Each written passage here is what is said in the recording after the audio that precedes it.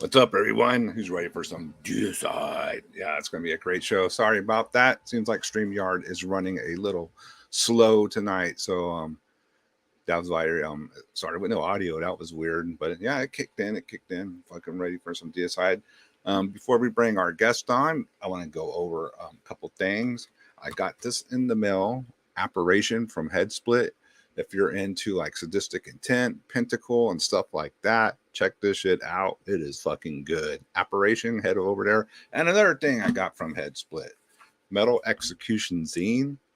Very cool zine that they put out. Look at all these killer bands: At War, Cadaveric Incubator, Euronymous, Hell Witch, Imprecation, and Perdition Temple, and a bunch more. Comes with a Bombardier poster or Euronymous. This is all available at Head Split.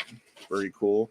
Dylan doing some great shit for the underground. He's probably on his way to Houston right now, as far as I know. And speaking of Houston, tomorrow we have let me find it for you guys. There we go. The Destroying Texas Fest. Look at all these bands playing. Verathon, Revenge, Hell Witch, Aries Kingdom, Evil Incarnate, Caveman Cult, Sacrilegia, Trenchant. A lot of great stuff going down in Houston tomorrow. Go check this out. Carlos does a great fest. It's tomorrow and Sunday in Houston, Texas. And if you can't make that, then you need to watch this tomorrow. Roy Fox in the Death Metal Podcast. He's going to be doing a Norwegian death metal spotlight. So that'll go live tomorrow on Roy's channel. Subscribe to the Death Metal Podcast. All right. Without further ado, let's bring Jeff on and let's talk about some Deicide. We all got our fucking Deicide fucking armor on tonight. Here we go. Hey, Jeff. Hey, how you doing? Doing good, man. Had to do a little housekeeping before I started there, you know. Oh, sure, yeah. So let's get into this box set, dude. What how did you hear about it, and how did you get involved in this box set? Well, I'm gonna unbox the whole thing tonight, but I'll just hold it up here. This is what we're talking about. This is Let me show you in a solo layout just for a second. The Screaming Ancient Incantations box set. This is a cassette box set, not to be confused with the LP box set that came out on Roadrunner recently. But it's really a special release, and it's got a whole bunch of things in it that are exclusive to this release that are not in the LP set that you're gonna want. I know some people have wrinkled their nose about it being a tape compendium, and they're like, I don't like cassettes. And I'll be honest, I'm not crazy about cassettes either. It's my least favorite format. I mean, we all like listen. Cassettes. You like them? Yeah, I do like cassettes. But that's for nostalgic regions, driving around in the car and blasting cassettes and all that. Sure, for portability, it couldn't be beat. But I mean, once we were able to get CDs playing in our cars, oh yeah, it's good. That was it. Yeah, over with. I think you converted me to CDs back then too. I remember that because you had tons of LPs and tapes, and then I started bringing all the CDs around, and that's what they had going on at Hog Wild with all the black metal, particularly. You know, so that's really if you were in the mid '90s, you had to get on CD, and vinyl was out. You were not going to find it on and if you were going to get on vinyl, it's going to be very hard and very expensive back then. Yeah. To get it from Europe and stuff. I don't really mind that it's a cassette box set because what comes in it, dude. To me, this is just me talking. I think it smokes the LP box set. Like, yes, it's embarrassing that their label couldn't come up with something better for their box set of vinyl. And then this is more like a fan's project that got permission to do it, legally. Absolutely. I mean, this is official. It's licensed, all of that. I think there must have been something about Roadrunner not releasing it on tape again, which gave them the opportunity. The label's called DSR Productions, Darkness Shall Rise, out of Germany. And man, it's impeccable what they do. I might as well just go ahead and show it to you. Let's get started. So got the box, and all right, I'm gonna put you on solo layout so everybody can see this and not complain. Here we go. You can't see it that well, but I mean, this is all varnished, and there's multiple layers print on there. It looks They're fantastic. kind of blocking your mic. We couldn't hear you when you were Oh, showing. okay. Yeah. So this you can see the layers of varnish on it that make it really pop. It looks just Yes, amazing. that's nice. So then what's in it? And I mean, they didn't miss anything. Like you open up the box, and then here's on the inside, Master Satan Rise. You know, Oh they shit. didn't waste. They don't waste any space. The box then contains obviously the 4 tapes, but then lots of reprinted ephemera. They I'll tell you more about how all this came together in just a moment, because I was directly involved in this, and I'm really proud to say that. Classic, you know, posters from original scan photos, some of which were unreleased. So I don't think I ever seen that one. Shit. yeah, the actual photographer who did the photo shoot for Glenn Benton and Raw, and I think it also for Kerrang, he gave those to this project. Very cool, dude. Damn. Poster flyers. This is a famous show from Buffalo, New York. And another one on the back. Oh, so, badass. Yeah. And I mean, you know, nice high quality paper. You can put them in little frames, what have you. I'm gonna go through the whole thing if you don't mind. No, yeah, let's see it, man. And it captures basically the zenith of Deicide from 1990 to 1995. Because, so there you go. It is all 4 releases from that period. It is Deicide, Legion, Once Upon the Cross, and the Amon Compendium. So tons of posters. I mean, this thing's just amazing. I can't imagine what this would have been like for us if it had come out when we were, you know, first getting into Deicide. Oh, dude, we would have gone ape shit. I mean, here's a question for you, Carl. I'm looking at this picture right here, and I know there's guys, you know, who are just maybe our age, just a little bit older, who were not convinced by Deicide when they came out, and they're like, "Yeah, they're okay. Or, I thought they were fakes or whatever." And I'm looking at this. I heard that from certain groups. Yes, I know what you're talking about. Yeah. How in the fuck can you look at this and go, "Yeah, whatever," and then hear their music behind it? Yeah, I mean. Yeah, I my theory is there might have been just a little jealousy on how Deicide was blowing up. Yeah. And someone I remember like, that. Fuck them guys, man. Yes. Kind of, yeah, great. Fuck you. Okay. Promo card. I mean, pretty much everything, every piece of classic ephemera. Fuck very, Dylan's here, dude. Fucking what's up, Dylan? Very nice commemorative card with. Hold on, I got number 667 because I think. Oh shit! The label boss, he kept 666 for himself, and he absolutely should have. You got the neighbor of the beast. Yeah, the paper's beautiful. I mean, the whole thing is that's like that high quality print, man. Yes, it's gorgeous. Let's see. There's a few more pieces, and then like the tour de force, I'll show you the big thing at the end. You get a limited patch. Shit, that's a nice patch. Yes, and then like a little postcard edition of that same cool photo. Oh, cool. You know, the whole thing on the back. And then, of course, bear with me just a second. Then, of course, the actual tapes. Oh, that's cool how they package them. Yes. Yeah. So they're all right there in the bottom of the box. And then this is the part that just is worth the price of admission. If you get it for nothing else, a hardbound, embossed book of Deicide.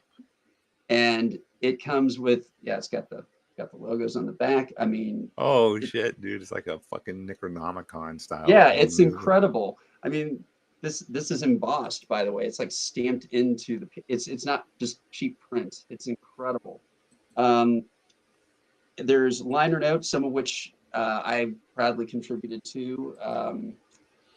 You know, all these different people from the scene who tell their stories about Deicide. Oh God, I'm sorry. Can't get it oriented here. There we go. There you go. Yeah. Exclusive pictures, an exclusive interview with Steve Ashheim, an interview with Monty Connor talking about how he signed the band. These photos are from Eric Hoffman. They were never published before and exclusive to this book. Damn. Yeah. Let's see what else.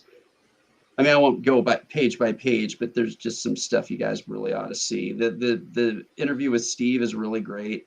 And again, it's exclusive to this box set. It's not a reprint or anything.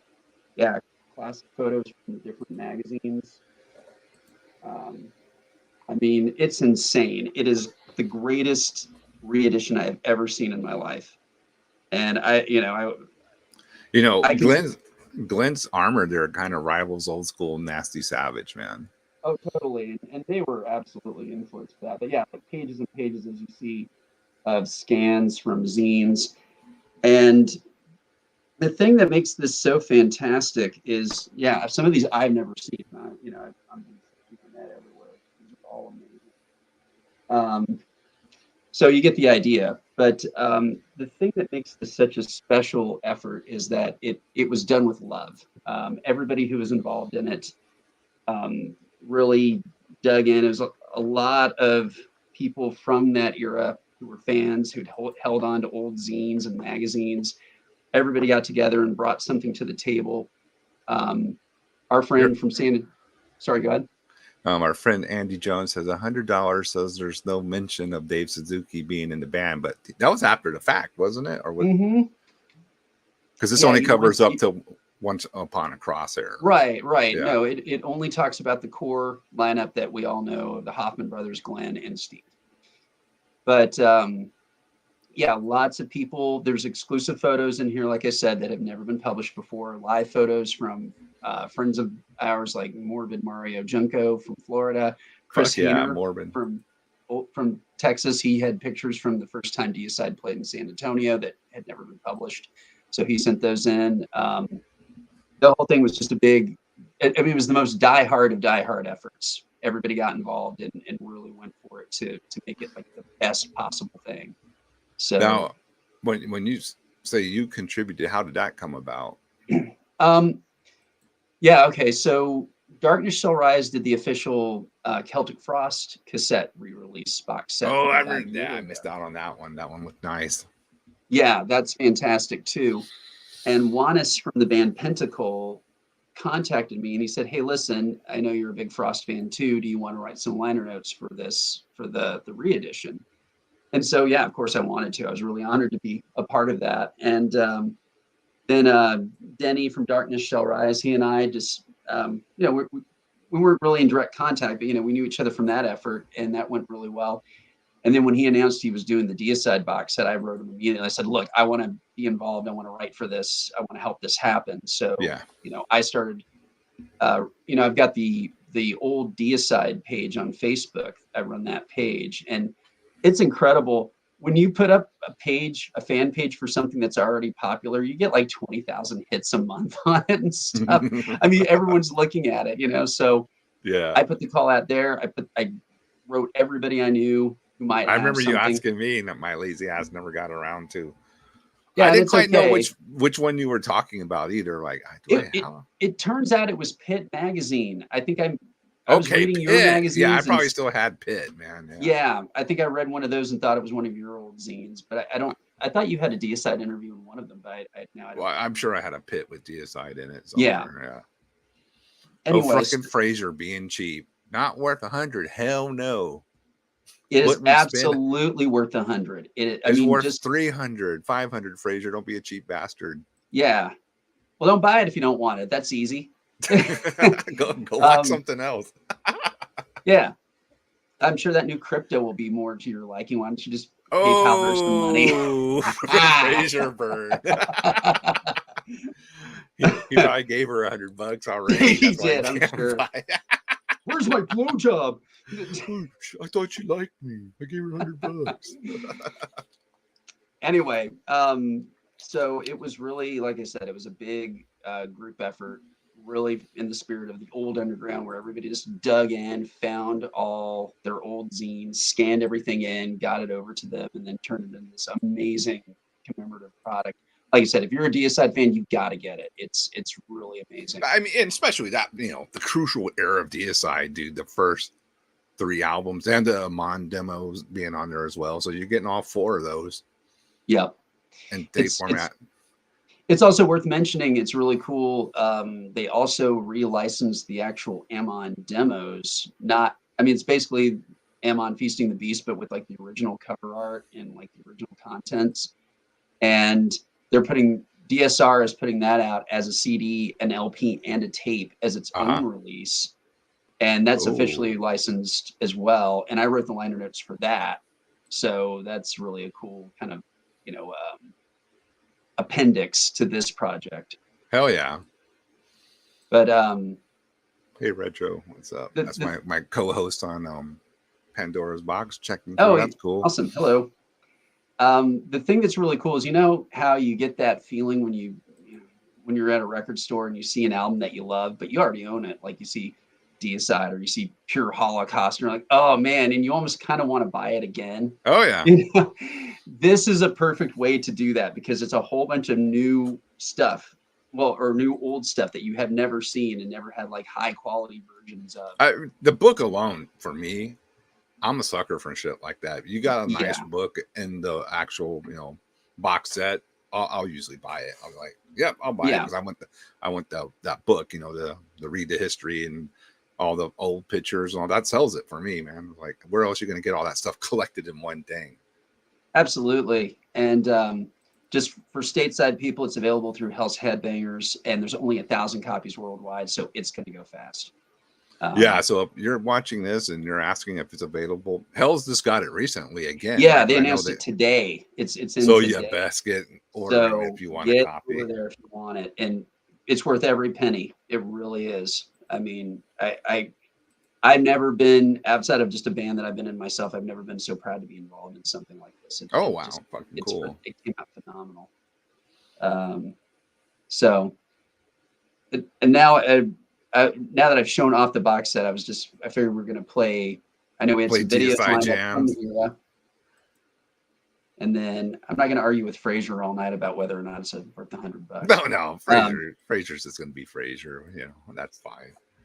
But I got plenty of stories to share from the era, just kind of reveling in the classic era of the band. And now, like I said, when I first met you, Jeff, was the Deicide out already? It was, right? The first album. It was. But the Legion hadn't come out yet, right? No.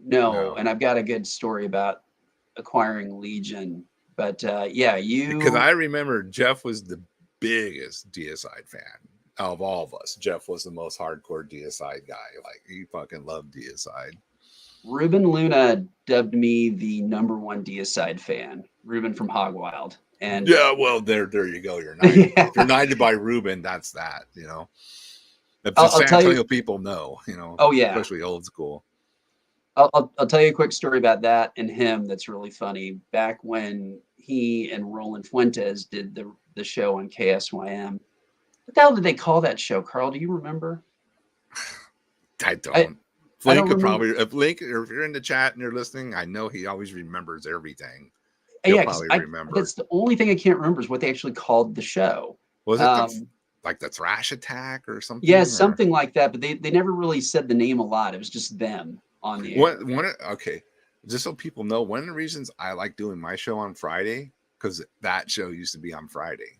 Yes. Yeah. And I just thought, I want to carry along that Friday night fucking metal tradition of like having a metal show on Friday nights, man. Absolutely. So that's one of the, and of course, much to the chagrin to my wife who wants to go out and do things on fuck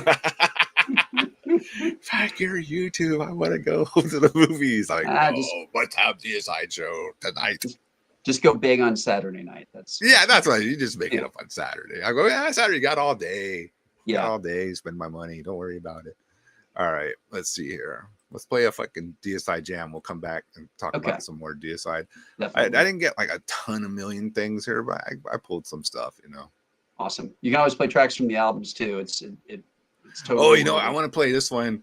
This is a fan made, and they took Evil Dead and mixed it up with Dead by Dawn. So awesome. Do it. Obviously, that was the inspiration for the song. So Here we go. Let's play some Deicide Dead by Dawn from the first self-titled album.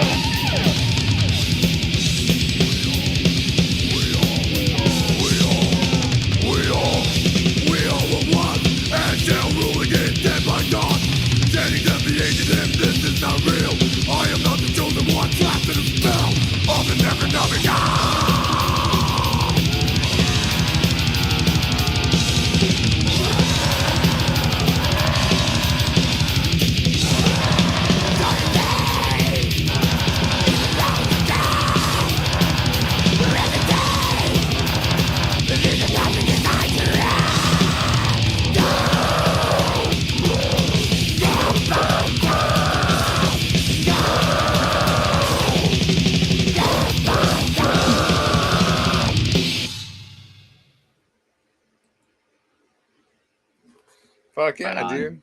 So awesome. It looks cool. Like whoever edited that really took some time too to make a lot of it match up. So that's cool. Yeah, I like that. And I love Evil Dead. I love Deicide. So how can you go wrong? Oh yeah.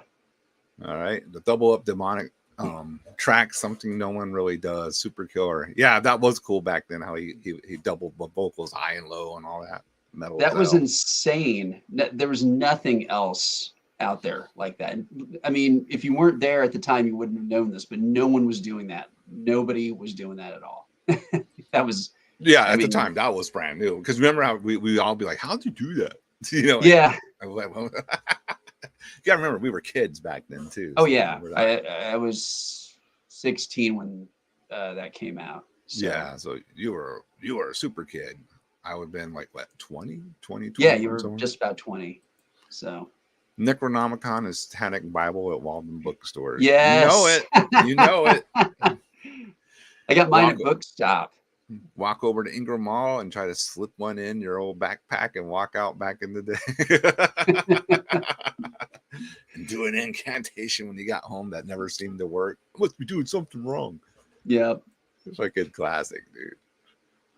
I'll tell you, we were talking about Ruben. I'll tell you a story about that. When Ruben was on the show, he was doing a ticket giveaway for Deicide the very first time they came to Texas. I guess that was at the end of '91. And there was a fly-in show. They weren't touring or anything. They were literally doing a one-off in San Antonio. And the showcase brought them. I don't even remember, really. Shit. I don't know. I don't think you went to that show, Carl. I don't think I went to that one. Nuh-uh. Yeah. Poser alert. Go ahead and hit me, Francisco. I know he's on a. It was a week's notice too. It was just a week's notice. And so there was no flyers, nothing. It was just KSYM letting us know that they were coming. And Ruben did a giveaway on the air. He goes, okay, I'm going to play the song. Whoever calls first and gets the song right gets the ticket. And I called in and of course got it. It was Mephistopheles. And he started laughing when he realized it was me. He's like, oh man, I should have known you were going to get it. You got a fucking free ticket too. Nice. And here's the hilarious part. It was $7 fucking to get in. I mean, how much? $7. Oh yeah, breaking the bank, right? Yeah, that $7 to see Deicide. I think Morbid Angel when they came for Blessed Are the Sick was maybe 10, maybe. Yeah, those prices back then were great. Yeah. But yeah, Deicide had no openers. Well, they had openers, but they were all locals. I think Antisma played on that bill, but it was all local and regional bands, and then Deicide. And Deicide played the first album basically front to back. And then we all started moving away from the stage. We're like, because they stepped off the stage and we're like, oh, okay, that's it. They played the whole album. That's all they got. And then we're all heading towards the door. Everybody's like, there's 800 people in there all wearing the shirt that you've got on. Because that was the only Deicide shirt that was out. So it was like first album shirt. Yeah, the sea of album shirts. And we're all walking out, and then suddenly we hear Glenn shouting at us from the stage. He's like, "We got a couple of new ones for you," And they played "In Hell I Burn" and they played "Holy Deception," and that was and that was like a year before the album came out. That was sick. So I bet that was a stampede right back to the front of the stage. Oh yeah. I don't know how I managed. I was always on the barricade, hanging on for dear life. I don't know how I managed to get back on there, but I did. And, it's like those old Deicide shows were awesome. I know I went to Legion and all that. The Legion show was insane. Remember, a lot of clubs have the big metal barricade, and the Showcase had one that was like plywood, but it was like painted black. It was like a permanent barrier, didn't move. Yeah. And it had all these cross beams across it. Me and Chris Hill, our old guitarist, were dead center on the barricade, right in front of Glenn.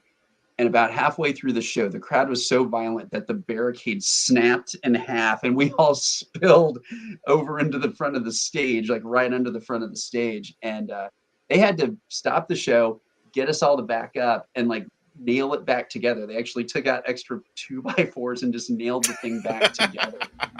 And Glenn, of course, was just hyping us the entire time. He's standing up there. He's just like, going, of course, and come on, pussies. That was phenomenal. That changed my life. This is right when you had joined Diabolus, Carl, and Chris and I, we'd written the first demo and put that out just, amongst friends. And we walked out of that show and immediately Chris was like, we got to change everything we're doing. We got to do it better. It's going to have to be this. Suddenly we're just like, we just shit canned all our original material and rewrote everything after seeing Deicide because we knew had to step it up. Oh yeah. And even, it definitely took a big step up. I just wish we'd ever had an official recording instead of just rehearsals. But I always with Diabolus, I wish we just would have gotten one studio recording, Yeah. But that would have been awesome. I guess I'll make a little free Bandcamp for that thing because everybody asks me about it, and you should just throw them all up there, dude. Yeah, I got the tracks. So yeah. But Yeah, it was a phenomenon. I mean, it was a really, I mean, back me up on this. It was fucking huge. It was a big deal. I mean, it was, and they weren't the only ones. Obviously, there's Morbid Angel and other bands like that that were also really important. Morbid Angel, like back then, it was like pretty much Deicide, Morbid Angel, Cannibal, maybe Cannibal. Corpse, Yeah, or like the front runners, you know, like and Sepultura. And Sepultura, Yeah, who weren't, you know, as heavy as those guys were at that point anymore. So, you know, to me at least, you know, Sepultura started out really heavy, and then got a little more thrashier, you know. After long, definitely. And then totally just you know, went new metal and like terrible. But we ain't got to go into that. Yeah, but yeah, I remember that's right. Sepultura was a big draw too back then. Remember that first time they came to San Antonio? It was insane. That was maniacal. That's on the internet too, on YouTube. If anybody ever wants to look it up. And Cannibal Corpse was always big too, big draws. Yeah, but Deicide, there's something about Deicide. It was just a little more violent.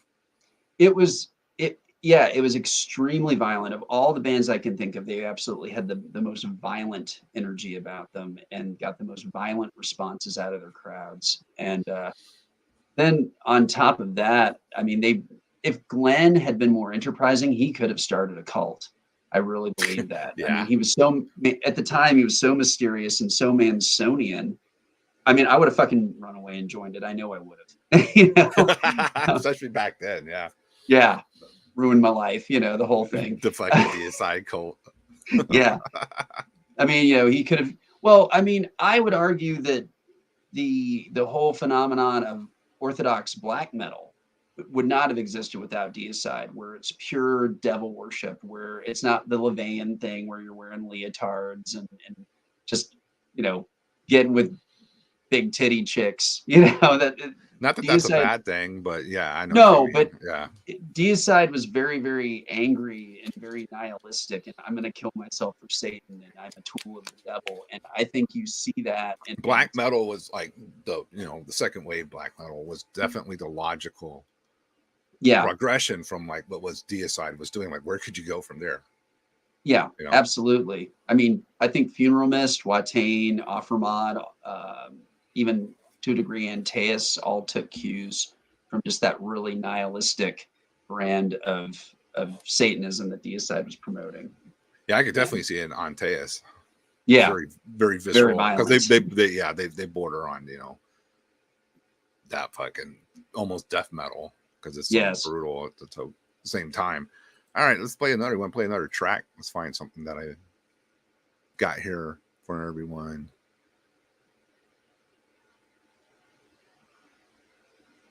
Okay, here's one from '95. Awesome. When all you people go home tonight, you're gonna be thinking of my evil fucking shit in your heads, man. Dead by dreaming!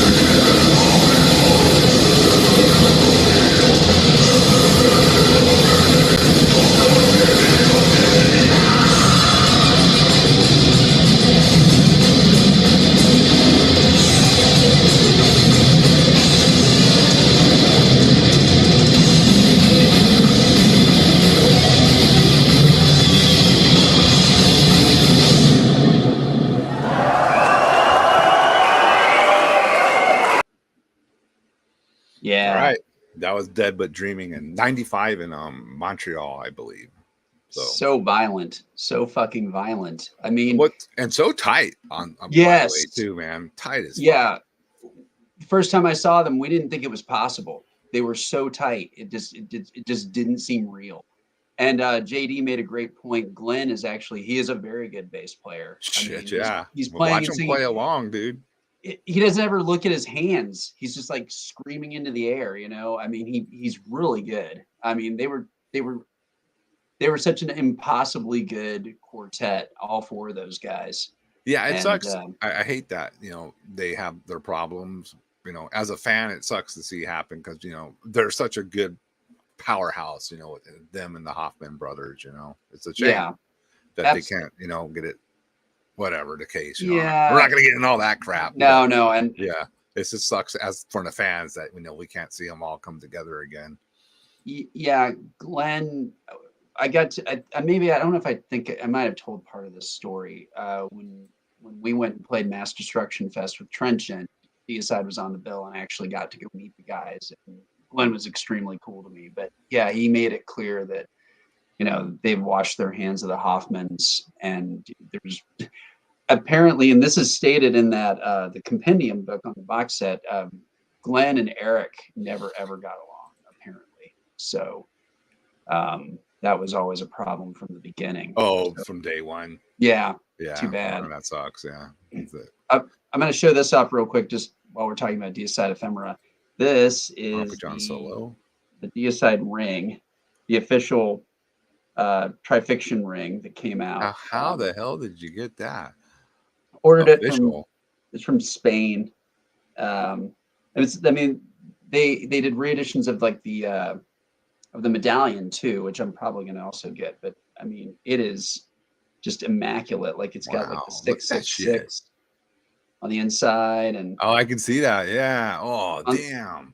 On the sides, it's actually the medallion. Yeah. Like, made into a motif. So it's amazing. And I wore it at that show in Atlanta for Mass Destruction. And, you know, I went up to Glenn and said, listen, I'm a real fan. I've got the ring. And he was really just thrilled to see that on somebody. And then they were supposed to play the Legion set, and then they didn't, or at least I thought they were supposed to play it, but then they played. Okay.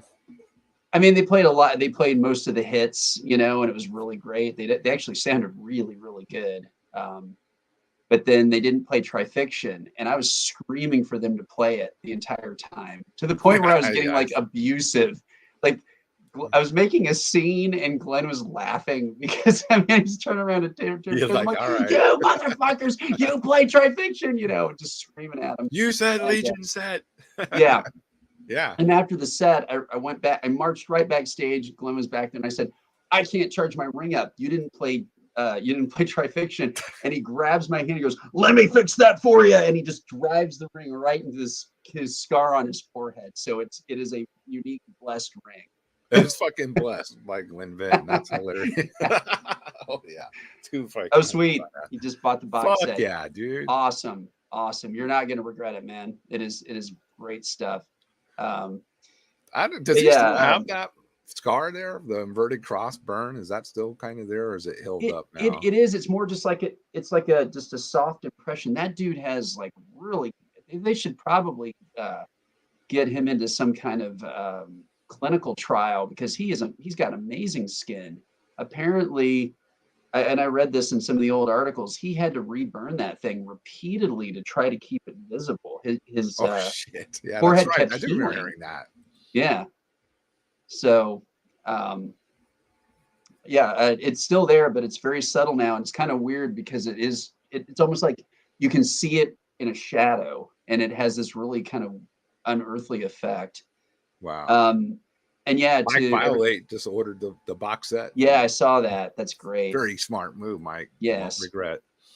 And some people were commenting about how he was supposed to be how he said he was going to kill himself at 33. He did he backtracked on that over time, but I've got it in print. He said he was going to kill himself. He was going to outlive Christ, and then he was going to kill himself. So then when it was getting close to that, and he'd been married and he had a kid and all that type of humanistic stuff that makes people get a little bit softer. Yeah, he suddenly was going, no, I just had premonitions of my death at 33. And that's not what he said. You were there. I was there. That's not what he said. No, I remember that. Yeah, he was said. Yeah, I mean, I didn't really think it was going to happen myself. I don't know if you did, but no, I didn't know. It remained to be seen. I mean, when I was that age, 33 seems so old and so far away. I know. I mean, it's ancient history by the time I'm 33, right? That's Yeah, I mean, I've said this before. Well, let me tell this story really quick, and then I'll tell you my summation about it. More about Ruben and Ruben Luna at Hogwild and his connection to me and Deicide.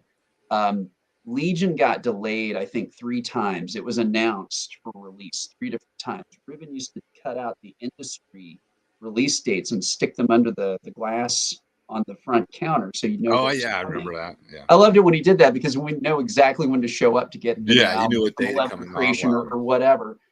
And Deicide's Legion got announced, and then it kept getting bumped and it kept getting bumped. And every time I come in, he kept going, nope, look, it got moved again. I'm like, God, and it got moved back 3 times because apparently they could not finish the album. Like it's really short as it is, and they almost didn't make it from what I understand. Steve Ashheim had to jump in and write a lion's share of the material. And now that's like a truth, right? Like him and Glenn did write a lot of the riffs too. Oh yeah. They did. Glenn wrote "Dead by Dawn" almost completely by himself, I believe. So that's pretty amazing. Yeah. Steve was the principal writer from Legion onward, and Glenn wrote all the lyrics, and Steve wrote most of the riffs. I mean, apparently the Hoffmans, and it's all in this book too. It's verified. The Hoffmans stopped writing right about halfway through Legion. Actually, they didn't even write for Legion. Apparently, the stuff they wrote was stuff that they didn't end up using on the first album. Okay. And then it made it onto Legion, but they didn't write anything new, and Steve had to do most of the work. And Glenn wrote some of it too. But yeah. Anyway, it got delayed multiple times, and then my old guitarist Chris, our guitarist from Diabolus, he came to my house on a Sunday in the summertime, and he's like, hey, I want you to listen to this new album, but I'm not going to show you what it is. I just want your opinion. And there was a few things coming out around that time, like Monstrosity and a couple of other cool things like that. And I was like, okay. Turns it on, and it's just that intro with the lambs screaming and the backwards voice and all that. And I'm like, and then it fires up, and there's no vocals yet. And it, the production was pretty different from the first album. It was really early. From the debut. And I'm like, whoa, this is really cool. What's going on? What is this? And he's like, here, just keep listening. And then it's Satan Spawn the Cacodemon, and Glenn's voice kicked on. And I was like, what? It's not out till Tuesday. Where did you get this? He pops out the long box. It's got Deicide staring at me on it. He's like, it's on the shelf at Hogwild right now. So he just got there on the way to my house. We jump back in the car and go back to Hogwild. I can see that. Apparently what had happened is they'd shipped them over the weekend. They were supposed to be put out on the shelf on Tuesday. Ruben just went, man, fuck you guys. You made everybody wait. So he just put them out on Sunday. Get them weekend sales. Hell yeah, man. Everybody going down to Hogwild. So we got it before everybody. That was the coolest thing. And I mean, I remember when I walked into Hogwild, and you know how Ruben was. I walked in and he just shoved the first album in my face. Goes, go listen to this. Yes. All right. Yeah. Put it on. Holy shit, dude! This fucking rules. I was like, I bought it that day. I was like, oh yeah. So, yeah. They had that vinyl listening station and the CD listening station. Yeah. It's really cool. Ruben showed me the vinyl. Oh, right. Yeah. Yeah. So I went and bought the vinyl back then. We owe so much to that guy. Really. I mean, he was like, the San Antonio scene, like, especially, Hogwild, like back at, maybe up till Bear was working there, was like this, like the metal, like underground metal, like, ground zero for every, like, info and everything getting out and all that. Was Ruben for sure, dude. Yeah. I mean, they call him the Godfather of death metal around here. So, yes, he was such a guru. I mean, so many bands I knew about were because of him. I didn't have an older brother or anything, and I didn't even know you yet. So it was me and all my same age friends, and we were just trying to figure out what was cool. And he pointed us to so many things, including Deicide. So that was a big deal. Ruben freaking ruled, man. Yeah. So I might play a couple tracks from Milwaukee Metal Fest '92. Yes. From Deicide. So we'll play a couple songs and let it just roll and get into some classic. Let me set this up real quick for you. This was Deicide's only their second appearance at Milwaukee Metal Fest. They did the first one, I believe, in 1991. Came back the next year for Legion, and they went from being kind of like one of the support bands to like the total headliner. They were like the only band on the flyer who had their logo on it. Everyone else was the actual logo. Yeah. Yes. Yeah. And I don't know if I don't know which parts you're going to play, but I mean, this is like Glenn at full force. He's got the full spiked armor, the mask, everything. My guitarist from Birthday D, Brian Morrison, he got a skull fracture during this set and had to be taken away in an ambulance. Yeah. I mean, I can see it happening, dude. Yeah. Blood was coming out of his ear. I mean, it was bad. So yeah, let's go ahead and play it. Dude, Milwaukee Metal Fest was brutal, right? It really was. I was in the merch section, and you just heard fuck you, and it's like people, hey, and these two guys just came flying in from the hallway, fighting. Yes. And they're pop, and just clogging each other and kind of like knocking merch around a little too, right? I remember that. Do you remember the fucking security guy running and just tackling the dude? But when that crunch he made when he hit the floor, because it was concrete. Yeah. It was like, oh shit, because all the weight, both their weight, and that guy had him, so he couldn't even break the fall, and it's and then that pool of blood just coming out of his nose. Yes, I remember we were both standing right there when that happened. Oh, you were. Yes. Like, but do you remember what the guy did when they took him away in the ambulance? Oh, he just put his fist up or something. He did the horns. Yeah, he did the horns. I couldn't remember. Like, everybody there was all everyone started applauding. Yep, I remember that. That was great, man. Those shows were fun, dude. All right, let's play this Milwaukee Metal Fest stuff. This is 92 at the Milwaukee Metal Fest. Let me get into my files here. And we'll enjoy some classic Deicide from 92.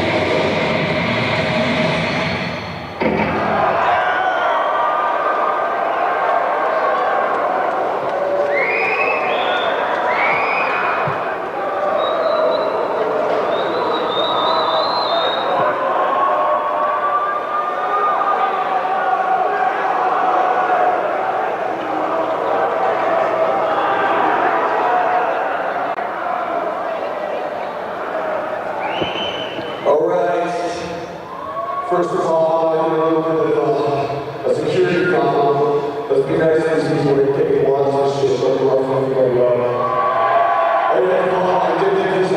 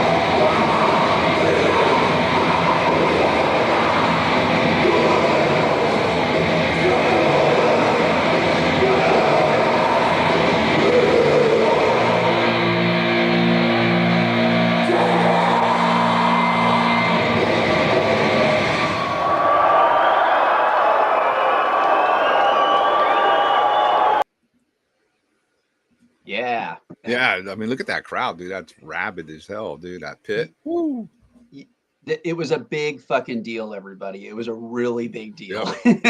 People got crazy from fucking Deicide back. I mean, they still do, but back then, whoa. Slayer was. I was Slayer gonna say, was on- dude, you literally took it was the equivalent of like 85, 80, 84, 86 Slayer. Yes. Yes. You know. It was like, for those of us who missed it, like I did, you were there for it, but I wasn't. I was too young. And Deicide was like the second coming of Slayer. Absolutely. Yeah, that just live intensity, total and- aggression. Yeah, and the thing I loved about Deicide was that they were actually doing all the shit that the PMRC was claiming that other bands were doing, but they weren't actually doing. They're telling people to kill themselves. Deicide did that. You know, they're advocating satanic rituals. Yeah, Deicide did that. Yeah, they were burning shit into their skin. Mutilation, Deicide was doing that. The only thing that Deicide didn't get into was the sex. That was never a component of what they were doing, but like throwing guts into the audience. That garbage bag he had was full of guts. Stories told in that book in the box set, but Deicide Glenn used to build these effigies of Christ out of mannequins, and he'd fill it full of guts. And like, this is back in the Amon days, he would kick the effigy off the stage at the beginning of the show and would spill out into the audience. And him and all their buddies, they had all these pit bulls that they took red Jello powder and rubbed the powder all over them so they looked like they were covered in blood. And the dogs knew they were going to get to eat, so they would go rushing into the crowd to eat the chitlins out of the pieces. And it would clear the room. People would run away, apparently. So, Terrorizing the audience. Yeah. Now, Deicide too, like, show, if you can, like, show them the back of your shirt, because this was Let me. the merch of the day, you know, back then. Yes. Can you see this? If you can't read that, it says "In the God, the way it must be." Yeah. Big letters. You can't miss it. Now, there's a funny story about that, because I used to wear that shirt like a second skin, and I was going to the University of Texas in Austin back in like '92. I remember seeing you walking around in your shirt. Yes, and I was really trying to be the fifth member of Deicide. I was trying to be Brian Hoffman. I had the leather jacket, I had the black jeans, I had the combat boots with the spikes driven through them with the inverted crosses on the fronts. Yeah, and I went to class this way, and I was so, God, I'm such an idiot. I mean, because remember, you told me you had a coworker who knew who I was from like years ago, right? Well, yeah, I would wear sometimes, like, you know, wear my metal shirts, and I think I wore a Deicide shirt. And this dude who went to UT, he didn't know who you were. He goes, "Oh yeah, Deicide, the end of God, the way it must be." And I go, "What? You know about that?" And he goes, "Well, when I went to UT, this long-haired guy used to walk around with that shirt on." And I started laughing. I said, "It had to be fucking Jeff." Yeah, that was me. And to the point, here's how bad off I was in being obsessed with Deicide. We used to have this. We had buses that ran inside the campus that would get you to, to different sides of the campus. It was just like an internal bus system. And I would ride that to get over to the other side where I had to go to some of my classes from the dorm. You know what the color guard is for the football team? It's like, they're not the cheerleading squad, but they're the girls with the flags and all that. Yeah. Like usually like 40 of them, and they come out and do the whole routine. There's a girl who was on the UT color guard, and she was, of course, gorgeous, and but she was like really normal and really clean cut, and she decided she liked me, and and like every time we got on the bus, she'd always like come sit next to me and like chat me up, and I was just offended. I was like, "What the fuck do you want? I'm evil. Leave me alone." And like, I didn't get her number. I just blew her off completely, and I'm like, "Oh my God." That's hilarious. I didn't know that story. Yeah. Yeah, I was actually angry that she was not scared. Yeah. And the third time I saw Deicide, I would give any amount of money to see this. I was in full effect. It was because they played in the wintertime, and I had my leather jacket on, sunglasses on, the whole thing, and I'm standing around on the side of the building before the show. You know how you'd have to wait. Back then, every show at the showcase, people would show up at fucking 5 o'clock, but the doors wouldn't open for like 2 hours, and we'd all stand in line. Yeah. And it was general admission, by the way. People would get there so we could run to the front of the stage and hang on to the barrier and then not leave. We didn't get a drink of water. Secured. Mm-hmm. Yeah, we didn't get water. We didn't take a piss. Nothing. It was messed up. I don't know how we all did it, but I was on the side of the building, and this kid came up to me, and he was like, he barely spoke English. I don't know if he'd come from Mexico or something. He's just like, "Hey," he's like, Brian Hoffman. He's like, "I did take a picture." And I'm like, "Yeah," I didn't say anything. And I'm like, I would have killed to see that picture now. And then also, I'm imagining the conversation where the guy shows the picture to somebody else, goes, "Yeah, me and Brian Hoffman." And the guy goes, "I don't think that's Brian Hoffman." He goes, "Well, who is it then?" It's like, "I don't know. It's Brian Hoffman, man." No, he told me it was Brian Hoffman. Yeah. You know, Bear, I forgot about this. I'm glad you told me that. But yeah, Bear, one time when they came to the showcase, Bear's the singer, from the audience don't know, Bear is the nickname of the singer of Hod, the band I'm in. Whatever, we'll do something one day, I guess. But anyway, when they came to town, and he called up the showcase, dude, like in the earlier part of the day, and he's like, "Can I speak to Glenn Benton?" And they were like, "Yeah, hold on." And he fucking couldn't believe it. Oh man. And so, someone gets on the phone, and it's all, "Yeah." He goes, "This is Glenn Benton." He goes, "Yeah." He goes, "Oh, hey, what's going on, man?" He goes, "Nothing, just wanting some weed." And Bear goes, of course, Bear goes, I can get you some weed. You can come down here and get some weed. And Bear was like, yeah, I'll get you in the show. Come down here right now. And Bear fucking got it together and went down there Oh my and God. got in just by That's- calling up there, dude, on a fucking, just probably knowing Bear just to see like what would fucking happen if he Yeah. called up asking for Glenn Benton. Oh, that's so funny. And they put him on the phone.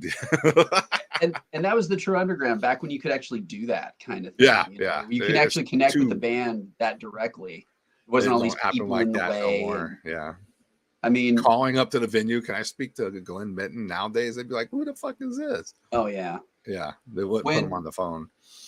When they played in '96 at the showcase, which I think was the last time they ever played at the showcase, I got to meet them because my friends in the band Death and Millions were opening. So it was me and my guitarist from Versifera, Sam.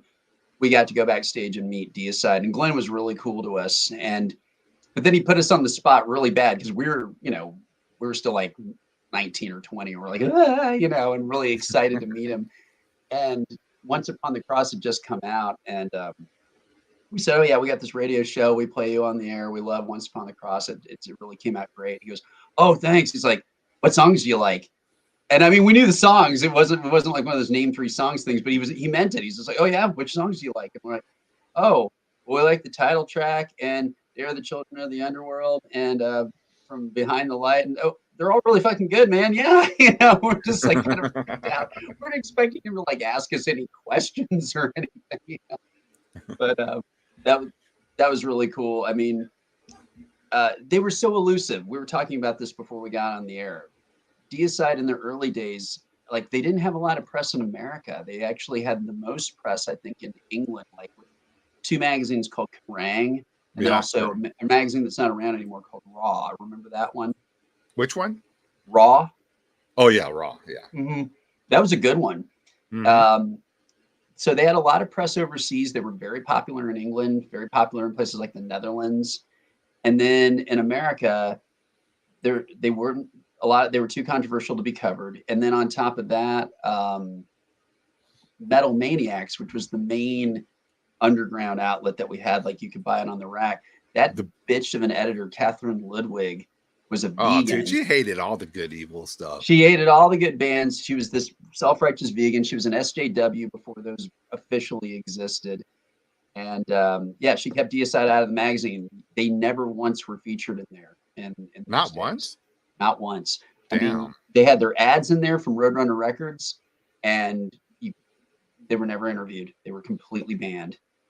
I remember like they would be featured in Terrorizer, but that was England a lot. Yeah. They would like always have Deicide articles, and especially the old ones. Yeah.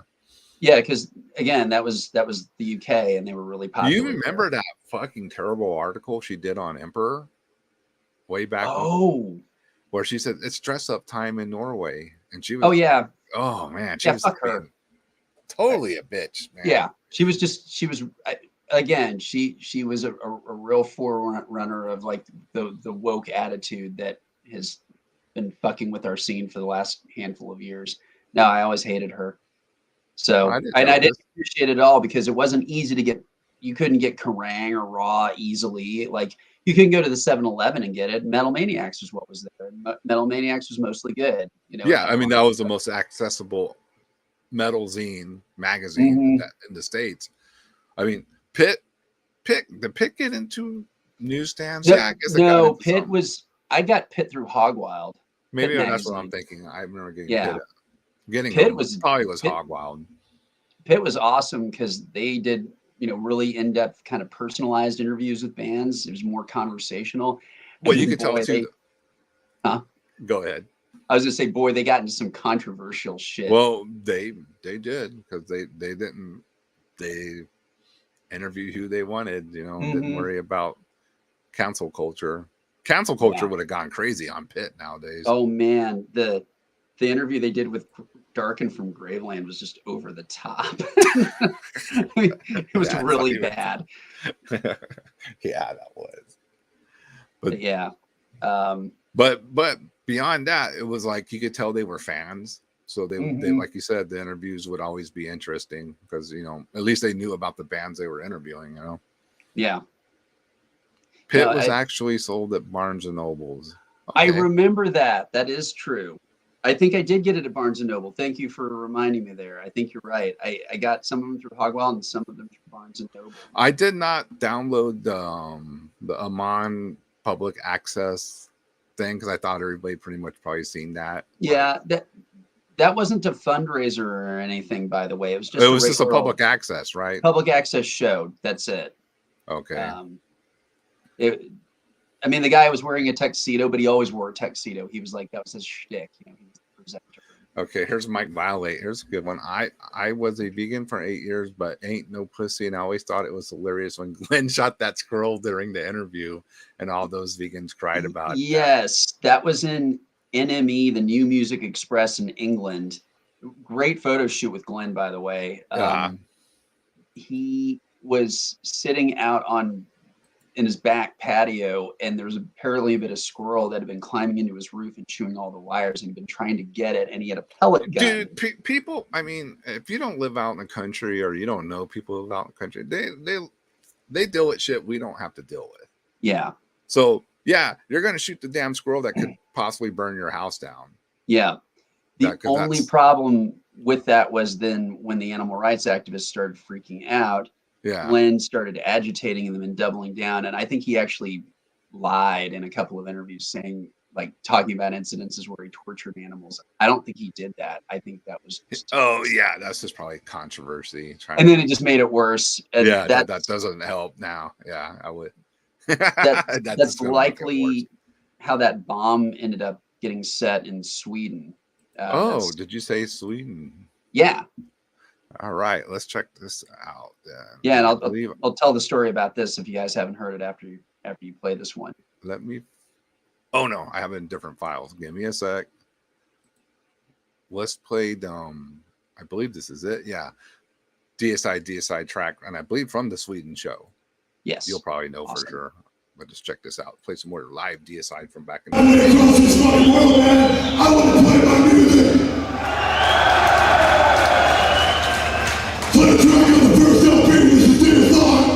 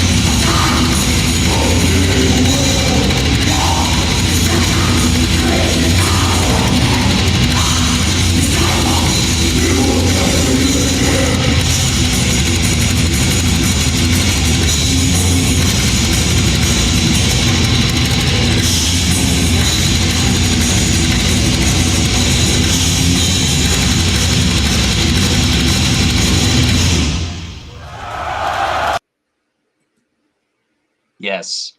Dude, that's totally annihilating, and it sounded great too, man. Yes, it really did. I was looking at the comments, some fact checking there. Yeah, everybody's right. I saw Ray Equitant. It is true. Corthon was involved in the security team. Corthon from Bathory was on that How security crazy team. is that? Yeah. Corthon's there, and like what JD said about the crowd, how many bands were started? I know Morgan Inspired. from Mark was there. Pretty much everybody who was anybody was at those shows in Scandinavia. Euronymous attended. It's all described in the book, in the box set. So, and they did have to leave the lights on because there's actually extended footage of that show where the lights are off initially, and then the security got too antsy, and they said, if you want to keep going, we got to turn the lights back on. And so they played just with house lights, and then I think they got 4 songs out, and then they were ushered off the stage. They said, we can't do this. And when did the bomb go off? Say what? What, didn't the bomb go off during like Gorefest or something? It was during Gorefest, yeah, and it was in the backstage, like somebody had gone through like an access door and blown it up. There's actually, I just found this, and it hasn't been up on YouTube very long. There's a guy, I'm gonna post it up on my old Deicide page. A guy who does like he has all the surrounding footage of what happened, like all the damage and what was going on before it went off, and he does like a forensic walkthrough of the Deicide bombing. It's insane. Really? Yeah. And so it was animal activists, right? Who did the bombing in the end? yeah. It wasn't the black metal people in the end. No. It was the No. Yeah. It wasn't. I mean, the animal activists took credit for it, and it seems likely because they'd been harassing Deicide repeatedly over time. Deicide got harassed a lot when they first went to England, apparently. Again, that some of shit. Yeah. like I used to read anything I heard about from Deicide and like try to just save it in my head, you know, for lore as long as I Yeah, could. for sure. But now this book is and I don't mean to keep referencing the book other than it's really a useful reference, and it's all on the record. That's why we're doing this show, man. Yeah. For So box set and the book that yeah, comes if with you're it. just tuning in, I'm talking about the Deicide box set that just came out, Screaming Ancient Incantations. It is available through Hell's Headbangers in the States. I'm not getting paid for it or anything. Don't. No, I wish I just was. want everybody to know. JD wants to. I mean, J Dog. Sorry, JD. J Dog wants to kick me some of the funds from sales tonight. Hey, that's pretty nice. Yeah. You know. And But it's this amazing book right here. It's a compiled. Let me I'll put show your it one more solo time. again so we can the people who weren't here in the beginning. I mean, it goes album by album in order. I helped actually figure out the chronology on a lot of these photos so they would all be in the proper order. It's got full lyrics for all the albums, and just old reviews, like montages of just great articles and pictures that haven't been seen in years and years. Liner notes, complete liner notes, interviews with Steve Ashheim, Monty Connor, and guys in Gorefest and Atrocity who toured with Deicide. So everybody tells stories, and the thing that's amazing is like some of these stories are really insane because they were like on that bombing tour. And it's really interesting because everybody tells the story the same way, but just from their perspective. So it's really, really cool because I mean the lore, the true story is more incredible than anything anyone can. Anything that was made up back then. That's usually how it kind of goes, isn't it? The true story is more insane than the fiction. Yeah, and the other thing I loved about Deicide back then in particular is that, they had such a violent sound and such a confrontational image, and they could totally back it up. Those dudes were beefy. I mean, they were big guys, and they could really, I mean, they nearly had a big problem at Milwaukee Metal Fest.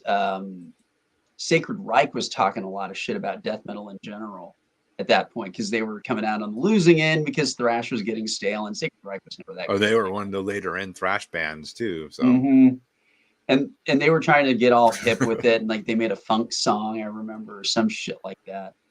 And yeah, they shit on Deicide in an interview, and the Hoffman brothers confronted them. And Jack Koshek, the promoter of Milwaukee, said, "Look, whatever is going on between you guys, if you lay a hand on them, I'm canceling your show and canceling your year." royalty, so they had to back off. Nah, But yeah, that so sucks. they confronted Phil Ryan, and he was like, "Oh, it's just cool."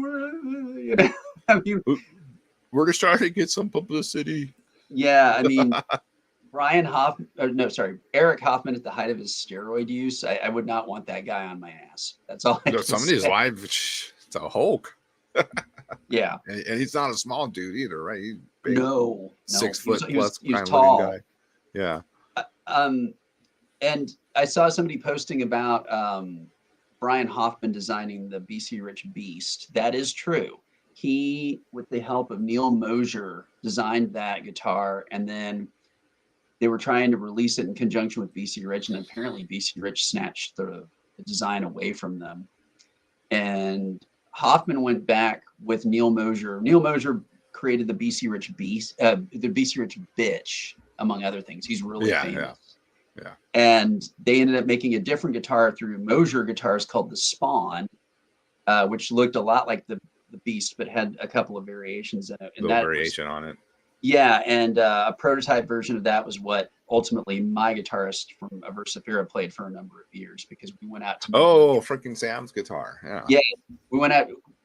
Sam and I used to play Beasts, both of us. We each had a Beast, and then we went out to meet Neil Mosier while we were on tour, and then he upgraded to the Spawn.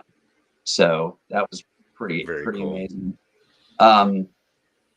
And it's also, I'm all over the place now, but I was thinking, Deicide playing with the house lights on, that wasn't that unusual when you really think about it, because to this day they don't do anything when it comes. They're so bare bones. Deicide rarely has an intro when they come out on stage. They just sort of march out there and play. Like the first 3 times I saw them, they just walked out on stage and just started playing. Gwen's like, "We're here, come on," and that's it. Yeah. No, and they didn't stream the first song and just rip into it. And they never had banners, nothing. It's like they were so commando, and that was part of what made it cool, because all the other bands had fanfare, and I loved Morbid Angel back then, but they had so much stuff on stage. They had like little pillars and props. Yeah. He had the cage drum set that was fucking really cool. But Deicide was like the opposite. They just didn't give a fuck. They just rolled out and just played these devastating songs without any just the music, do all the talking and crushing, and the armor. They always had the armor, but the armor, because they're fucking in a metal battle. We had some people asking about, so I actually got the old Amon public access thing. Yeah. And we'll watch that, and we'll watch the interview too and all that. And this is some early Deicide, I guess this is from the 80, Amon 88. Era. Yeah, Amon. How you say it? Amon. Just Amon. Yeah. Amon from 88. So they're just like young ones here. 88? That's what it said. No, that's not right. Is it not that early? It's probably going to be like 89, but okay. Or maybe it's 88. Maybe it was at the end of 88, because I don't know. We'll talk about that. Well, it's from the 80s. Late 80s. Yeah, we'll just say late 80s, Let me find my file for you guys. There it is. Everybody check out the marching ants on Glynn's face. If you're wondering what these fellas are doing behind me, I don't know either. But a few weeks ago, I went and I saw these guys playing. They asked me to come to a rehearsal. I wore my earplugs, and when I left, I still couldn't hear. But we have a group here by the name of Amon. Did I get that right? Got it. Good. And we have Glenn standing here on bass, and they're going to do a couple original tunes. And Glenn, I tell you what, why don't you introduce the other fellas in the band? We got Eric Hoffman over here, Brian Hoffman, Steve Ashheim.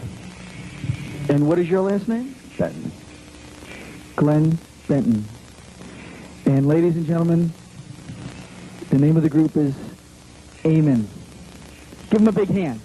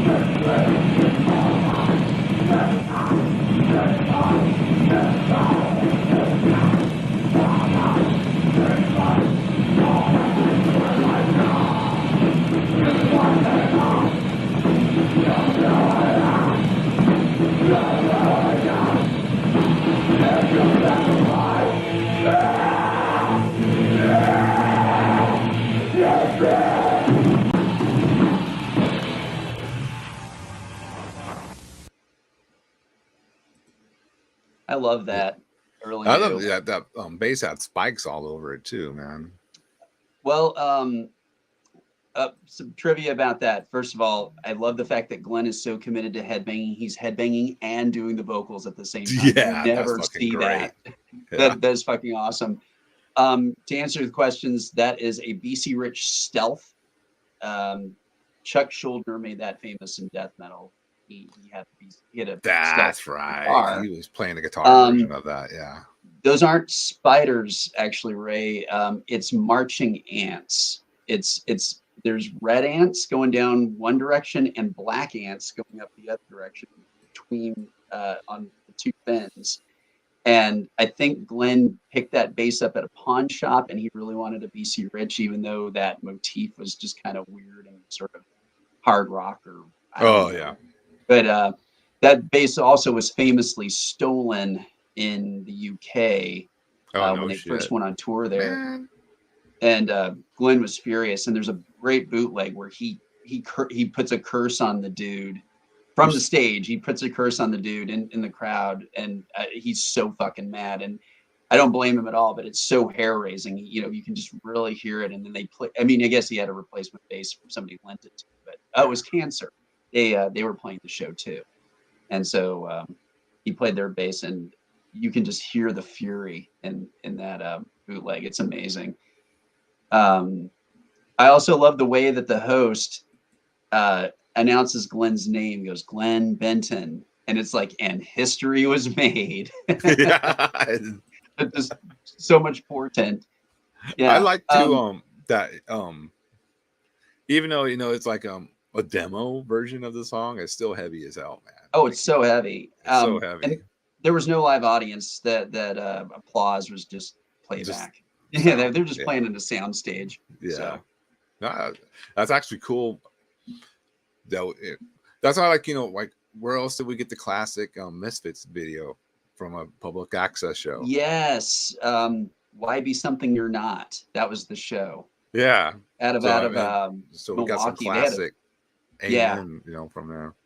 all that hardcore and everything. That was amazing too. Yeah, this was everybody. This is what it was all about before all the nuclear blasts and everything showed up on the scene and sort of formatted it, and Season of Mist and all the stuff that's going on now. It was just a bunch of people just supporting it in a very grassroots fashion, just getting the word out. Everybody was just putting it together, figuring it out on their own. There was no apparatus. Everybody was building their own armor. Everyone was customizing their own guitars.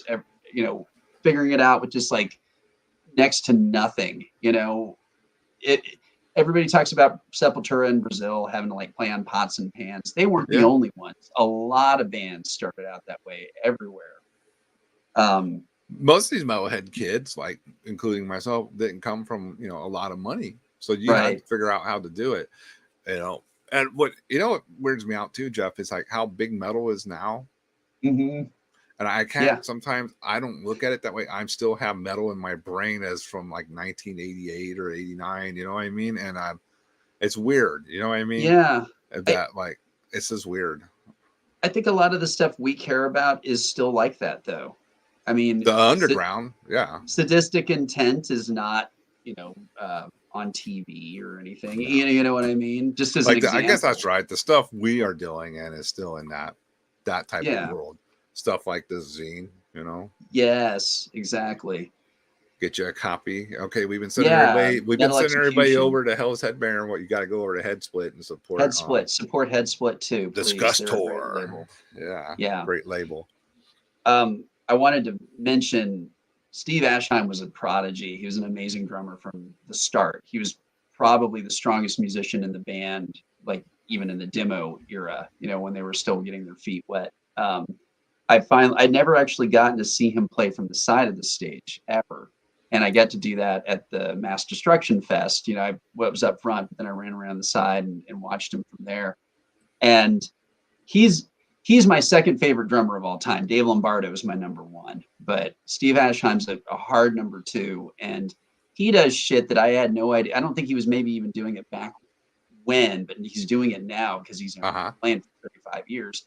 He does like this insane shit, like on those classic songs where he does like a one-handed roll where he's like doing the snare. You know how usually you go snare toms. He's just going, and he's like still on the cymbal with the other hand. So he's just doing like one-handed rolls. It's nuts. How fucking fast is that, dude? I know. He's so good. And that guy, I mean, people don't remember this either. Glenn was doing all the crazy vocal layering before anybody else. Everybody sounded. Here's the thing. I don't know if you agree with me on this, Carl, but I think everything basically sounded like Hell Awaits and Darkness Descends up until about 1989. Like all the bands that became death metal bands. I can go along with that. Doing a version. You had your Necrovores and Morbid Angel doing other things, but as a big picture, yes. Yeah, you listen to all those bands like Malevolent Creation or Cannibal Corpse. You listen to their first demos; it all sounds like Dark Angel, basically with just kind of yelled vocals instead of singing, And then Deicide came out, and particularly, their whole approach was different and revolutionary. But one of the things that was a huge X factor was Steve's feet, that flying double bass. Fast. I mean. That was ridiculous. No one was doing that. He was one of the forerunners. It was him and Pete Sandoval were basically the mold breakers on that. The flying fucking double bass. Oh yeah. And Pete was amazing too, but Steve had this mechanization about his feet that was just unmatched. I mean, and Scott Burns did an interview I'll have to post that up on the old Deicide page, but Scott Burns did an interview on a podcast about a year ago. And he said, yeah, I had to do some triggering and doctoring of drums on a lot of the bands I worked with, but not Deicide. Steve was very, very good. So that's all authentic. And I've watched him do it in real time in 91 and 92 and then last year. And he's the real fucking deal. No cheating at all. He's just amazing. Here's a question from Aaron. Yeah. Hit that hard question, Jeff. Early Slayer versus early Deicide. I guess he's asking which one is your all-time early. I have to admit, early Deicide had more of a critical impact on me because I was at the perfect age to receive it. I was 16, and it was life changing. And I founded the National Day of Slayer, so I'm definitely a Slayer fan. But I have to just be honest. Deicide had more of a direct impact on me. And see, and since I'm like what, a couple years older than Jeff, like 5 or so, early Slayer. It would go, that's my point. Because, you know, it's just, and when you're at that 16, 17, what is really impacting you at that age is going to really leave an impression on you the rest of your life. There's no getting around it. That's just the way it is. And I love Slayer, and I was listening to Slayer and Deicide concurrently, you know, of course. Yep. And still do. I mean, they're two of my favorite. I mean, me and you had said, freaking the first Deicide album is the spiritual follow-up to Rain and Blood. Like, absolutely.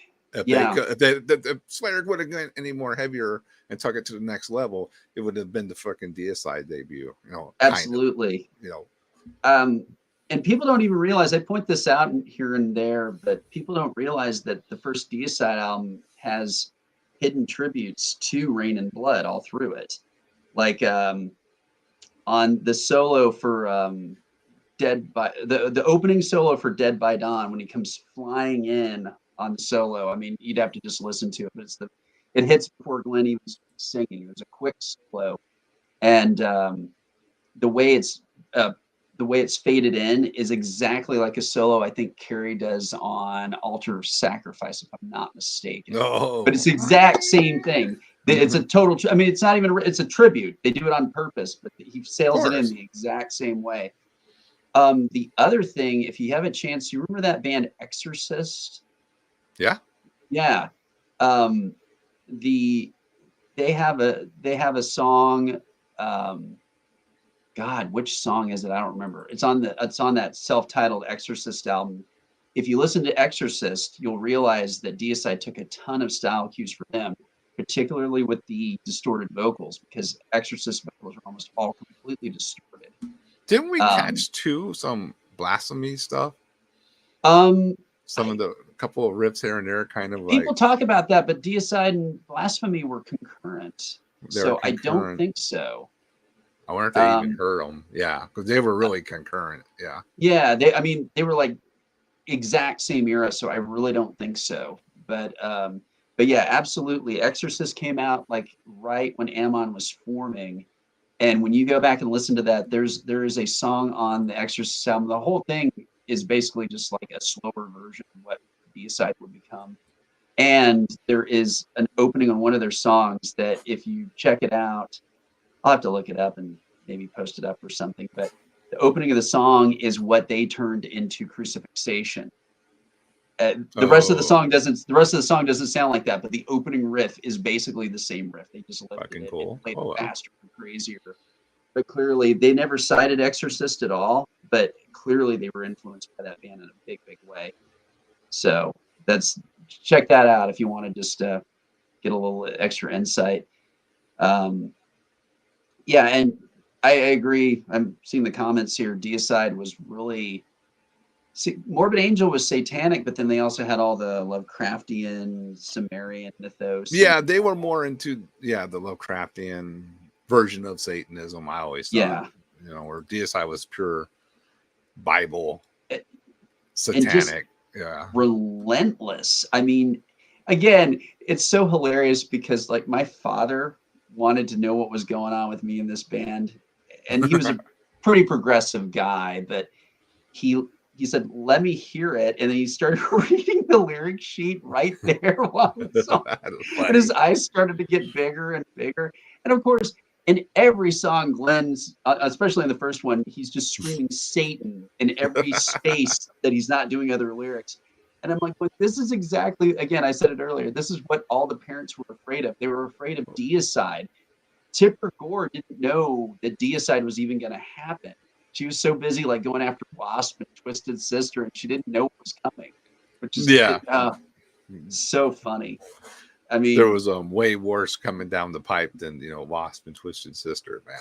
Way more dangerous. Dangerous. I mean, I heard that the whole thing with Glenn branding his forehead is that he apparently was trying to outdo Brian Hoffman because Brian had the cross burnt into his arm. And there's a picture of it in the book, a really nasty scar. Oh, And so, really? yeah, Damn. so Glenn wanted up the ante and did it in his forehead. But apparently back in the day, like if you were telling the story about beer bringing them pot, back then, if they were in the mood and they had that thing out, if you wanted to get branded, they'd do it for you. They'd like mark you. And I was like going, oh my God, I totally would have gone for that. You know, having to Oh, hide yeah. that burn from my mother, you know. I remember your mom. Yeah, that would have fucking sent her over Oh the edge. Jesus, I would have ended up in like military school or something. Yeah. Okay, But- we got a couple questions. Yeah. JD asks, "Are the brothers Brett No, related?" no, they're not. In fact, well, okay, a little more trivia. My wife, Erica, basically grew up around the Cannibal Corpse guys and Malevolent Creation. She didn't know Malevolent Creation, but she knew the Cannibal Corpse guys back in college. And so she got to see them all in the demos and the early shows. This was in Buffalo, New York. Everybody forgets all the origins of these bands. Yeah, that's Malevolent where they Creation started. and Yeah. Cannibal Corpse were from Buffalo. Glenn Benton was from Buffalo. The Hoffmans were from Seattle. And then the only guy who was actually originally from Florida, well, he wasn't even originally from Florida. The guy who was in Florida first was Steve. He was from New Jersey originally. So, but they all ended up coalescing in Florida. And in fact, the band tried to make a move back up to Buffalo for a little bit when things weren't working out very well in Florida. And then apparently it went even worse. The Western New York area, I lived in Rochester for a year, very conservative, heavy duty Christian right, all like the right to life groups that actually like shoot abortion doctors. That's like their stronghold is Western New York. So Holy crap. yeah, so Deicide basically were being harassed when they were living up in New York. And then I gotta reread it, but I want to say the story goes that they actually had a fire that they couldn't account for. It was like a mysterious fire, and they had like throw all their gear out the windows to get it out of the building. Yeah. So bastard. But yeah, so the long answer to the short question was Brett Hoffman's from Buffalo. The Hoffman brothers are from Seattle originally. There's no familial connection. Okay. And then another question for you. What's your thoughts on Deicide after the Hoffmans versus before them? That's a no-brainer. Yeah. I'm not interested in current era Deicide. I mean, seeing them live is still cool. The current lineup, they play it right, and except for the solos. The Hoffmans had these demented solos back They then. really did, dude. And to the point where, yeah, because I was like so wound up, I was screaming at that dude, Kevin Quirion, who's the current lead guitarist at Deicide, and he plays his solos all carefully and and very technical. Yeah, And Niagara where the Falls Hoffmans had more of I mean, obviously, well playing motherfuckers, but they had like a wild edge to their solos. I always thought, like it was controlled chaos, Yeah, to the point where at Mass Destruction, I was actually screaming at Kevin Quirion, and I actually was yelling, "Play fucked up solos! What are you just doing?" rip, man. Wow, hit that Okay, fucking whammy. Hoffmans are Tampa bred. I read in Hit magazine that they were originally from Seattle and then were raised in the Tampa area. So I don't know. Yeah, I'm just going by. I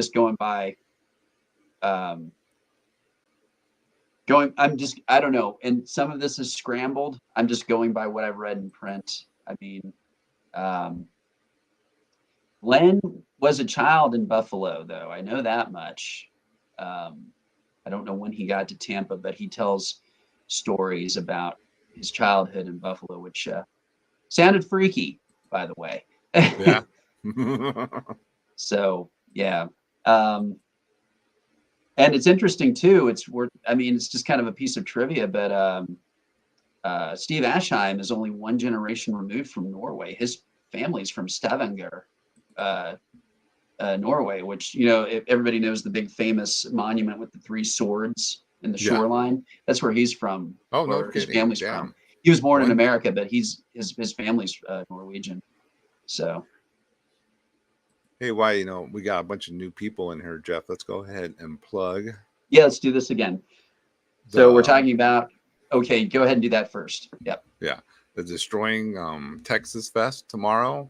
Yep. Jeff's band Trenchant is on tomorrow, right? Saturday. Yes. Yeah, we are playing tomorrow. Okay, so make sure you get there in time to watch them if you're in the Houston area. Yeah, we go on at 5:45.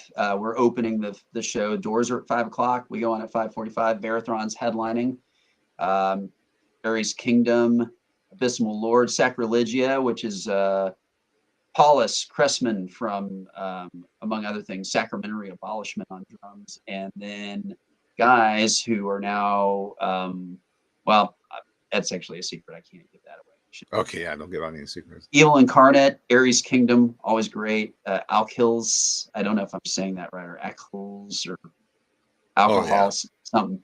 I never get that name right. And then, of course, again, Varathron headlining, and they put on a great fucking show. Varathron is killer. So, you should go see it. Francisco, I raved about them the last time they were in Houston. So, Yeah. And if you're not making that, Roy on Death Metal Podcast will have Norwegian Death Metal special tomorrow night as well. Now, I can't say if this is going to happen, but I heard that a certain Joe Alba might be doing live on the scene cut-ins. I can't guarantee Oh, that. cool. Just have to watch tomorrow and see what happens. Yeah, they better. And here's a hot picture of Sybil Danning from Battle Beyond the Stars. Nice. From my other show. Roy better talk about Molested.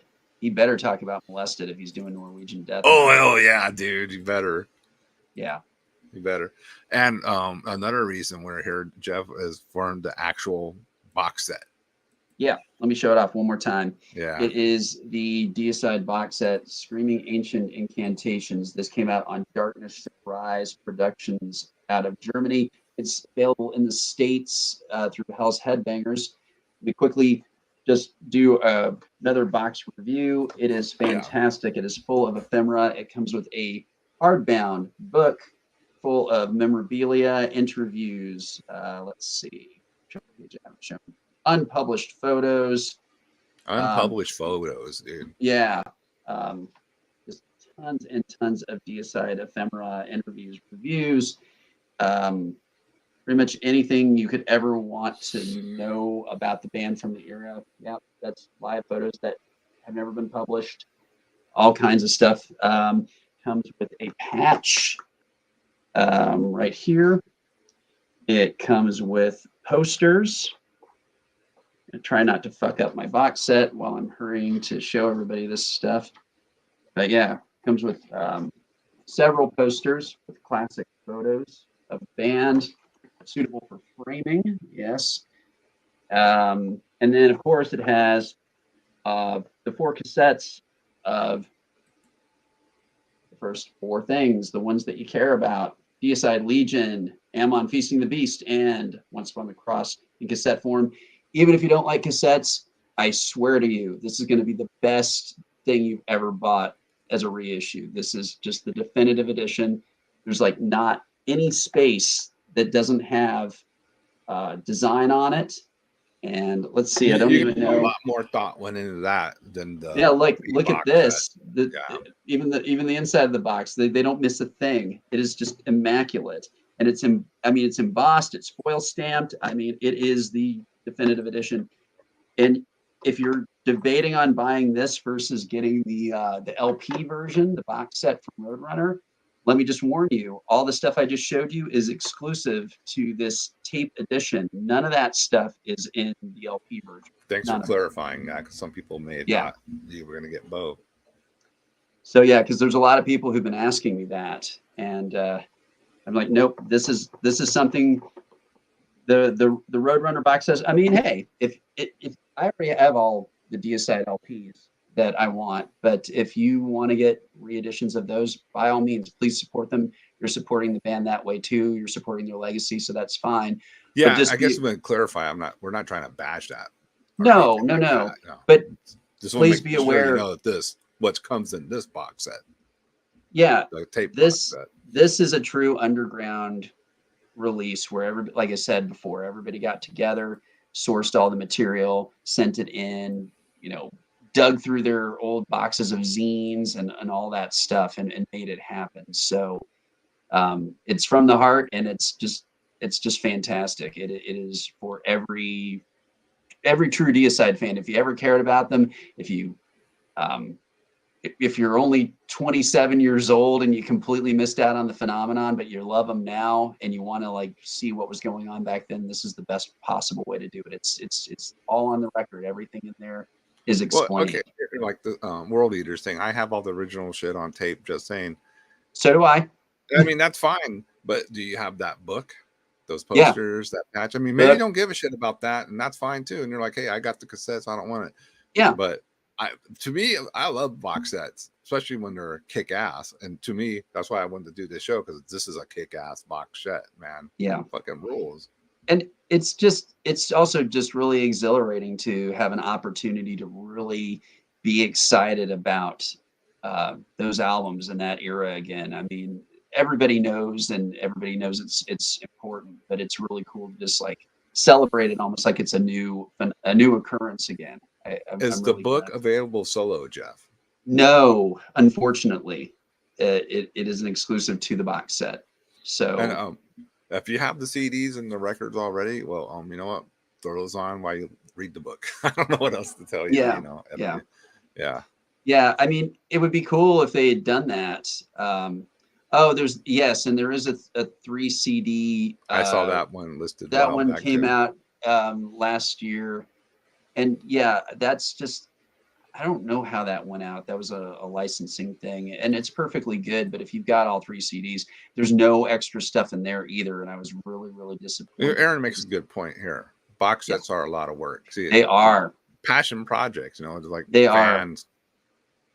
And it's exciting because I want to just send another shout out to Darkness Shall Rise. They were a cassette only label, and they were only doing like these really special prestige reeditions and cassette only, just these box sets, like the Celtic Frost one, they did the Deicide one, they've done several others. I think they did an Emperor one. They've got an amazing array of licenses. It's really cool.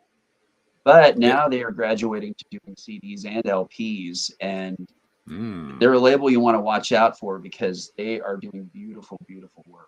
Really respectful. This is putting them on the map right here, though. Absolutely. Deicide, and with Celtic Frost prior. Shit.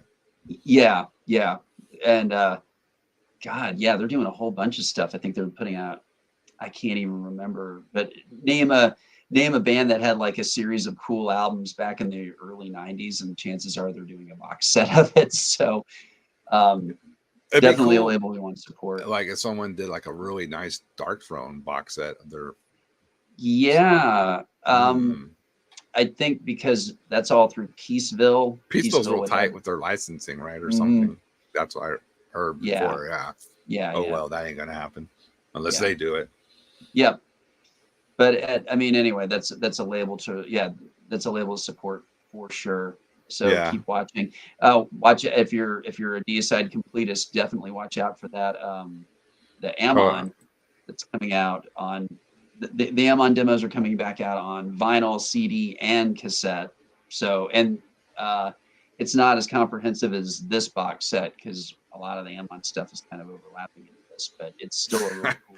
This has turned into a QVC infomercial.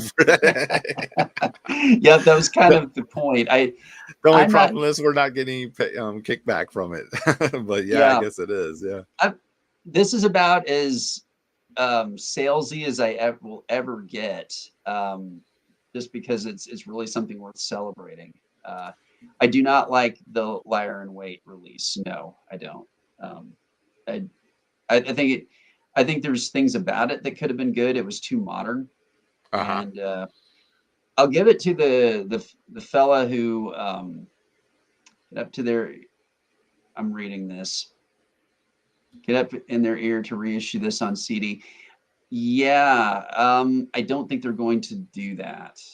I think this was really designed for, because you can't. I mean, God, that would really be cool, but I don't think they can do it because they don't have the rights to the CDs. That's the Yeah, problem. that's what the thing is, right? You gotta get the rights to what type of Right. format you're gonna put this out on. So Yeah, the because CDs that's probably be more interesting. expensive.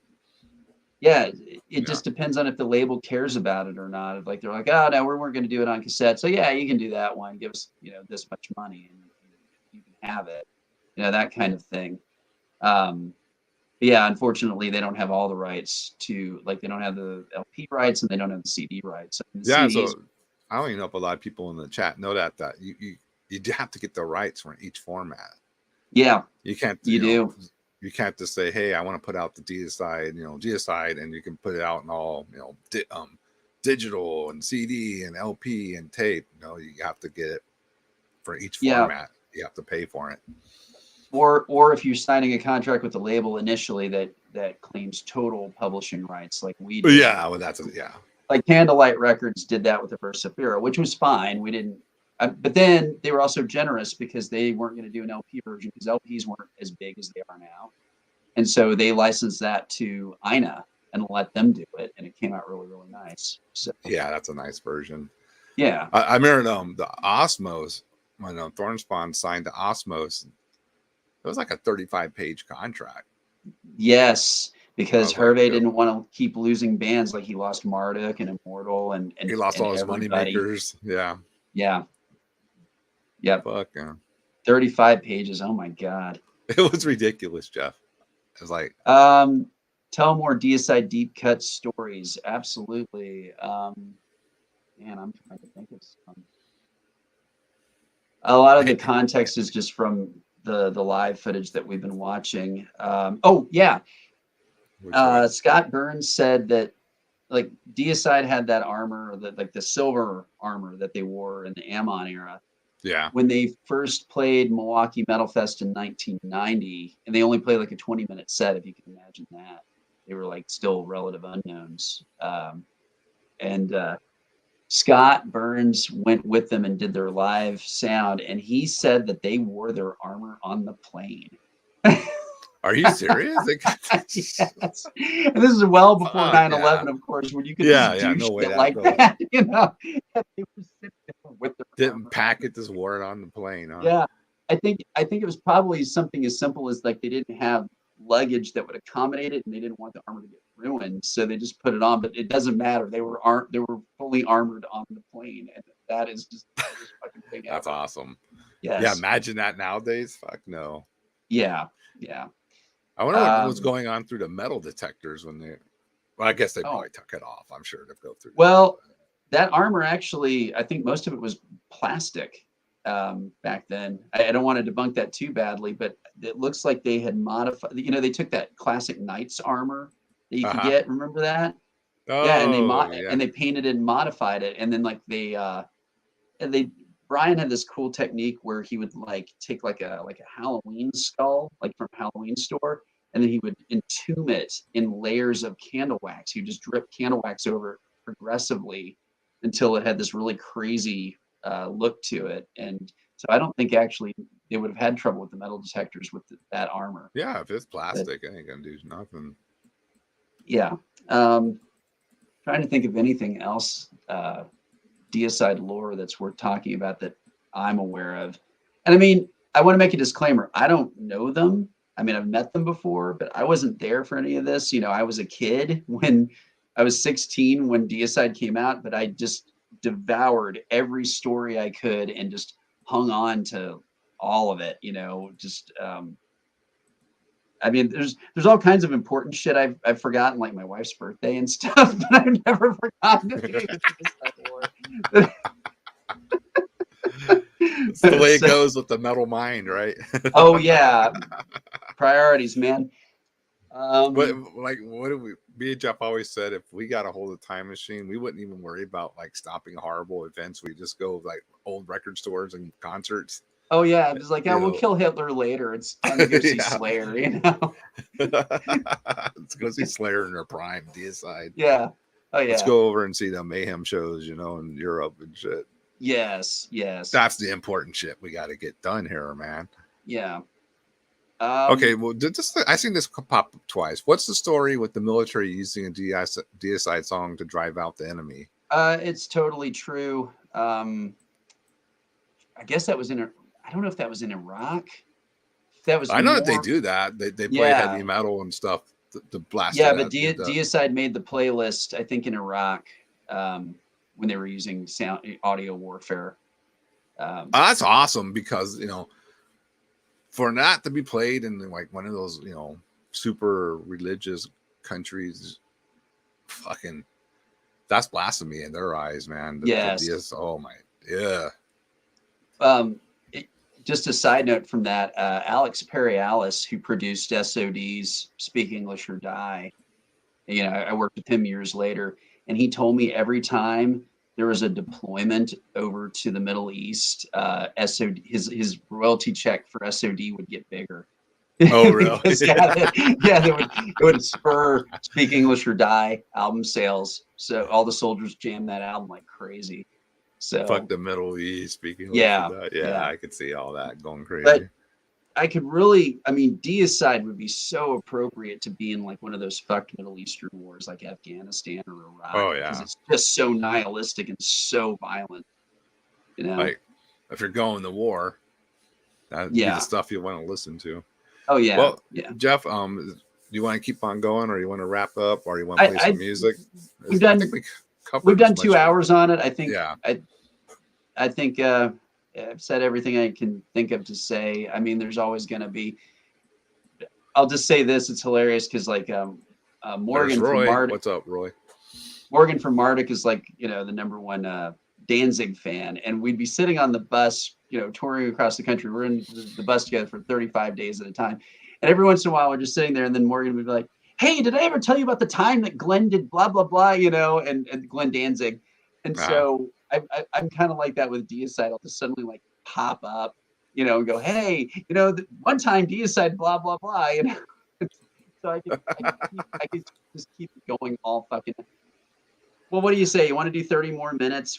Well, I got some more stuff. We can play some music. Okay, go ahead and do it. Yeah, we'll go for another 30 or so. If everyone or still wants to hang out, we'll keep it going. Let's do it. Yeah, let me play. I got another angle from that Sweden. Yeah. Do that. We haven't even played this classic, so let's go ahead and do this. These lunatics of God's creation. Check this out. There's been a lot of money to see this tonight. I think they deserve the right for everyone to respect their wishes to see what I do. Lunatic of God's creation.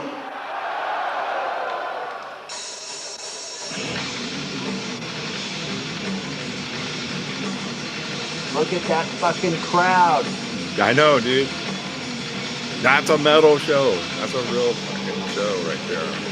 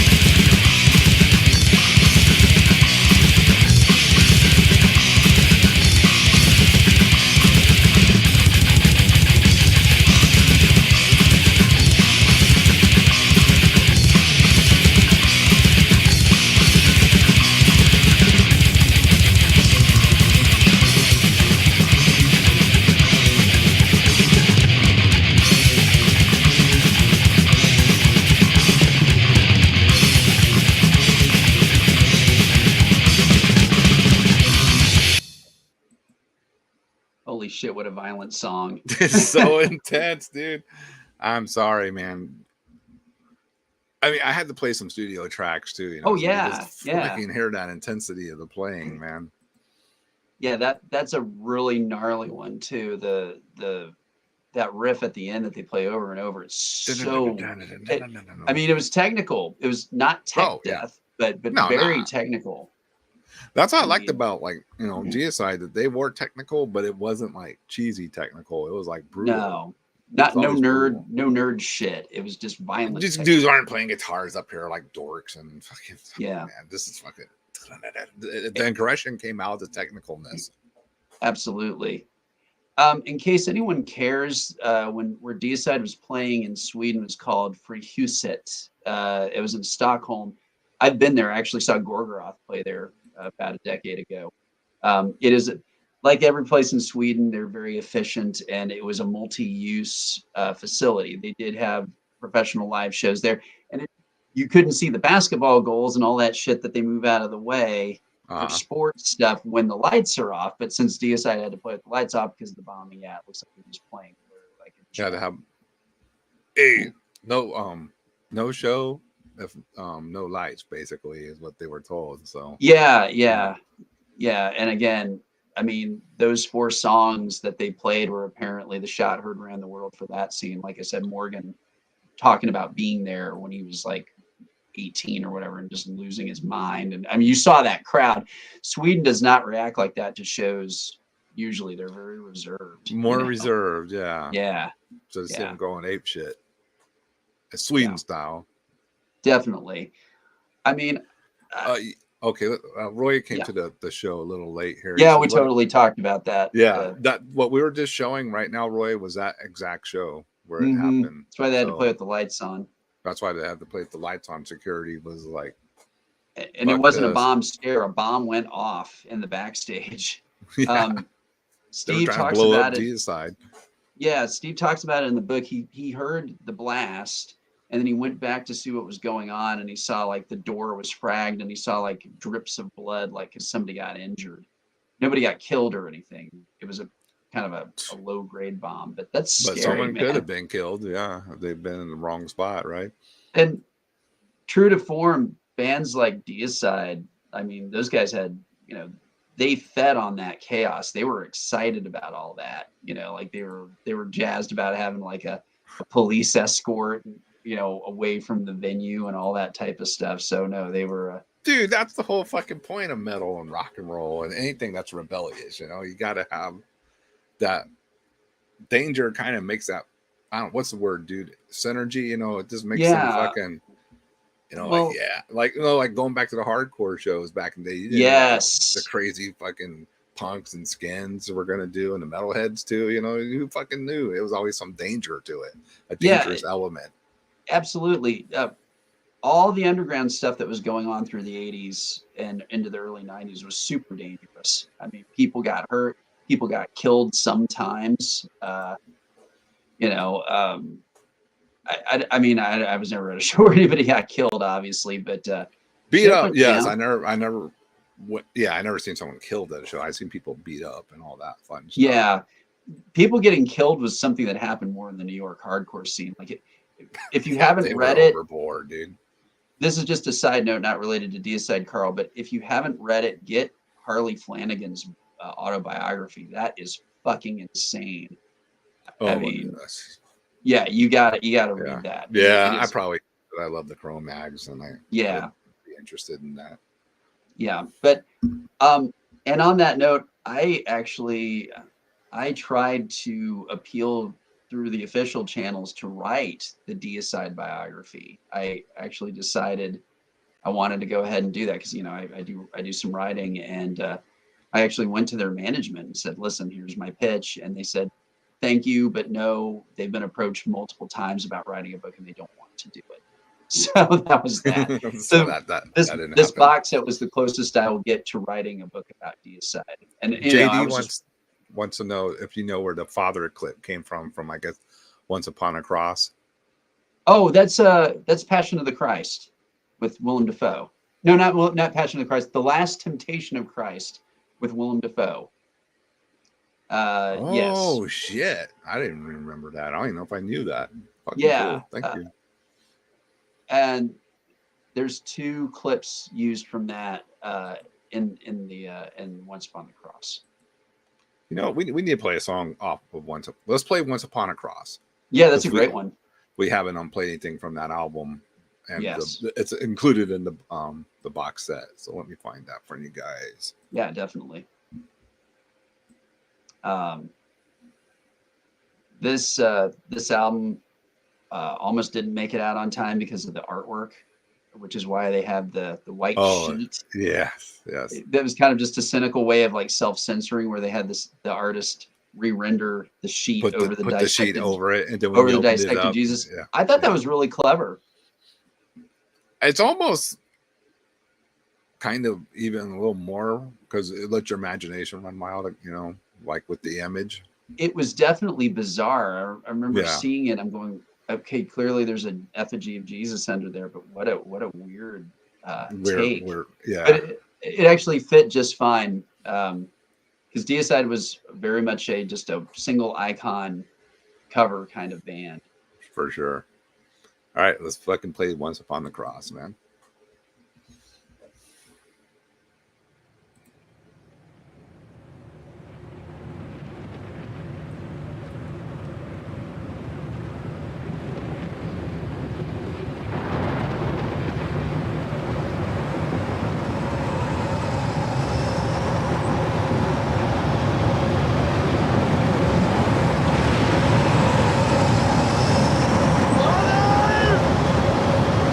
Alive!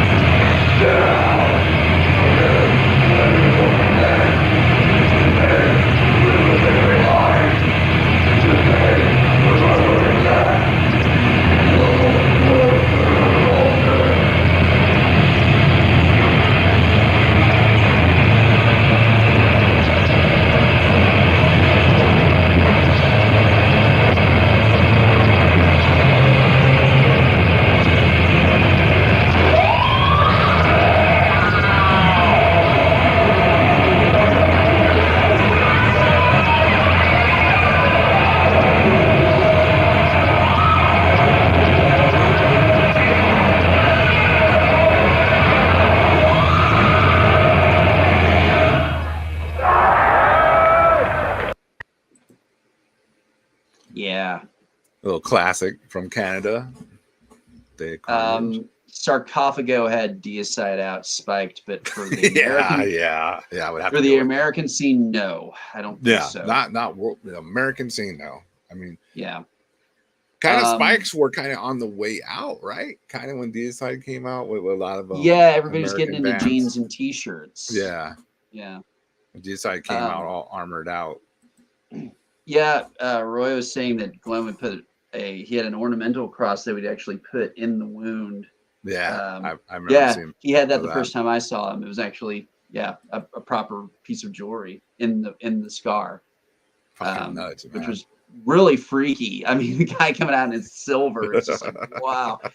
And a couple more stories, and then I think we should call it. But yeah, it was funny. First time I met Steve Ashheim, I was on tour with I was teching for Rotting Christ, and we went to Tampa, and everybody came out to that. Like, this is before the really bad Morbid Angel album, the I album came out. David Vincent was there. Guys from Obituary were there. Steve Ashheim was there. It was like a big night, and I got introduced to Steve. And it was so funny because I geeked out on him so bad. He was really, really nice. He's a cool guy. And I started asking him all these fucking granular questions that I always wanted to know the answer to. I'm going, hey, on Revocate the Agitator, there's one part where you use the riff where you only do the climb one time. That's the only time you play that specific riff in the song. But then there's footage of you guys in your jam room when Cannibal Corpse was visiting you back in 1990, and you play a version of the song where you play that riff like 4 times in a row. Why did you guys change it? And he just blinks. He goes, holy fucking shit. It's like, you know more about that album at this point than I do. he probably is long forgotten. Like, this is like, dude, and then I got self-conscious, and I want to share this with everybody because I thought this was great. I sort of got self-conscious. I went, man, I'm not trying to be disrespectful. I mean, all respect to like everything you've ever done. It's just, those are my favorites. And he goes, oh man, he's like, that's okay. He's like, metal is about epics, different epics in time. He's like, I don't listen to Iron Maiden past Killers. That's my epic with them. He's like, so no, if that's your epic, that's great. I'm just glad to be part of that. And I thought that was the coolest attitude ever. That is a good attitude. Yeah. Yeah. Yeah. Wow. I mean, I just was like, wow, God, just coolest guy, coolest drummer. I mean, Jesus, just really, really great. Glenn has given people a lot of hard times over the years, from what I understand. For sure. He's a much more volatile personality. He was extremely cool to me, but I know he's not that way with everybody.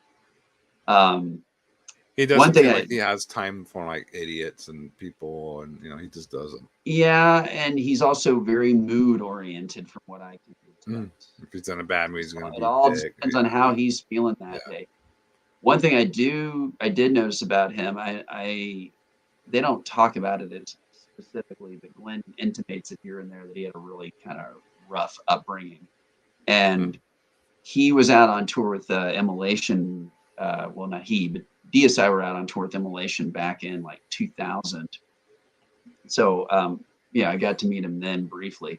And the one thing I noticed is that guy has eyes in the back of his head, like you can't sneak up on him. Like, he fucking has like heavy duty situational awareness. Is when you grow up in like turbulent environments, it's a survival mechanism. I'm like going, whoa. I got a funny story. Yeah, I just remembered it, and my wife told it to me. I don't even know if we were together yet. My wife was at a Deicide show. I think at the Sanctuary, maybe. I don't know if you remember that place. And that's where they played when I saw them in 2000. So maybe it was that show. Yeah. Then. And she talked to her son, who was a young teenager, and his friend there. And Glenn was obviously trying to talk to my wife, right?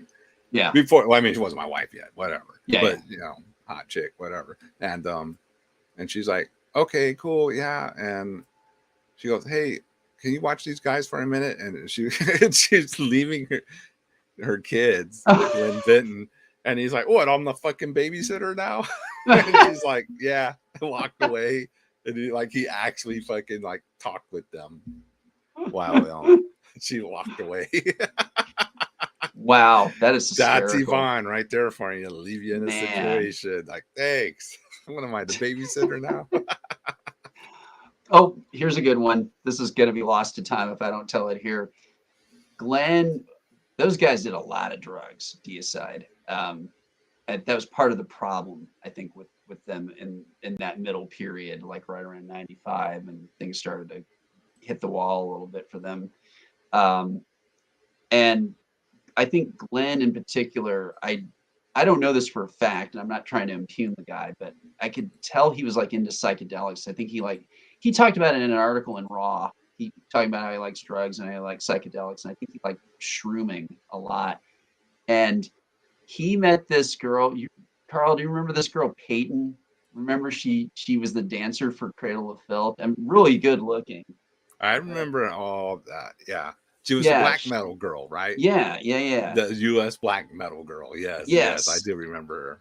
And she was one of those girls who, like, long before Instagram and all that, she had really extreme tattoos all over her body.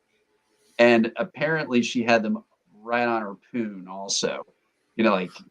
Just right up, everything was tattooed. Before this was normal. Before it was normal. Mm-hmm. Yeah. And she was wearing a skirt and she met Glenn, and Glenn's chatting her up. This is like in like 97, something like that. And he's looking at her legs, and she had like demons going up her legs. And he goes, "Hey, how far do those go up?" And she's like, "Oh, all the way." He's like, "On your pussy?" And she's like, "Yeah." He's like, "Well, how does that work?" And she's like, "Well, I just shave it." And he's like, "What? You shave your pussy?" Oh my God, that is so weird to me. But he must have been tripping. Like, what the fuck did I just hear? And he wouldn't stop talking about it. He's like, "I can't believe you do that. I can't believe you shave down there. Oh my God." Weirdest thing. Yeah. I was like, haven't you seen, I mean, he had to have seen porn from that era. You know what I'm saying? It's like, I just think he was like in true mode where you get obsessed with shit that doesn't matter at all. Yeah. Yeah, exactly. How what I do with this? How's that thing? work? What I stick my dick in there? What the fuck? Oh my God. Yeah. He wanted to see it or something. Anyway. Who knows? That's funny. Before we head off, let's just plug this one more time. Yeah. Tomorrow, you'll be playing at Destroying Texas Fest. Yep. Go up to Jeff and say you love Deicide. Yeah. And you'll have a friend all night. I will tell you all these stories again. Yeah. In Houston, Texas. And if you're not going to that and you're going to be a home turkey like me, watch the Death Metal Podcast, Norwegian Death Metal Special for what Roy. Well, Roy totally fucking supports the underground. And the Roy. Whole episode needs to be about molested. Yeah, Roy. Jeff said if there's no molested, he's gonna flip out. So I don't know. Yeah, I'm sure there's gonna be. I'd be surprised if not. Let's see what the last couple. I'm looking at these comments and wishing I hadn't told that story. Oh yeah, well you got this. Of course, that was gonna get everybody woken up. What pussy? Yeah. Say that for the end. Yeah. All right. Well. Yeah, I'll play one last one and then we'll just be out. Yeah, and then we'll sign off. Yeah, that's fine. All right, guys. Thanks for tuning in. Get over and order that box set. Let's show it one more time. Screaming Ancient Incantations out on Darkness Shall Rise, available stateside through Hell's Headbangers. So pick it up if you want it. It's amazing. It is the definitive box set of Deicide from the early years. Everything you could ever want to know about is in here. So please check it out. Dude. Thanks for supporting, and thanks everybody for watching this and making this fun tonight. It was really great. Roy says there will be no black metal. It's all going to be Norwegian death metal. It's death metal. You got it. Yeah. And Norway has some good death metal, so let's fucking showcase it, man. Shit. All right. I'm going to play one last track. Find it for you maniacs. I got to keep jumping through files here. As Francisco knows, I have. Oh, yeah, dude. That ring fucking rules. I was just behold the trifixion. That's all I'm doing that for. But Thanks for supporting everybody. All right, here we go. All right, man. Fucking thanks, chat. You all were great. Thanks for showing up. We'll see you next time. Yeah.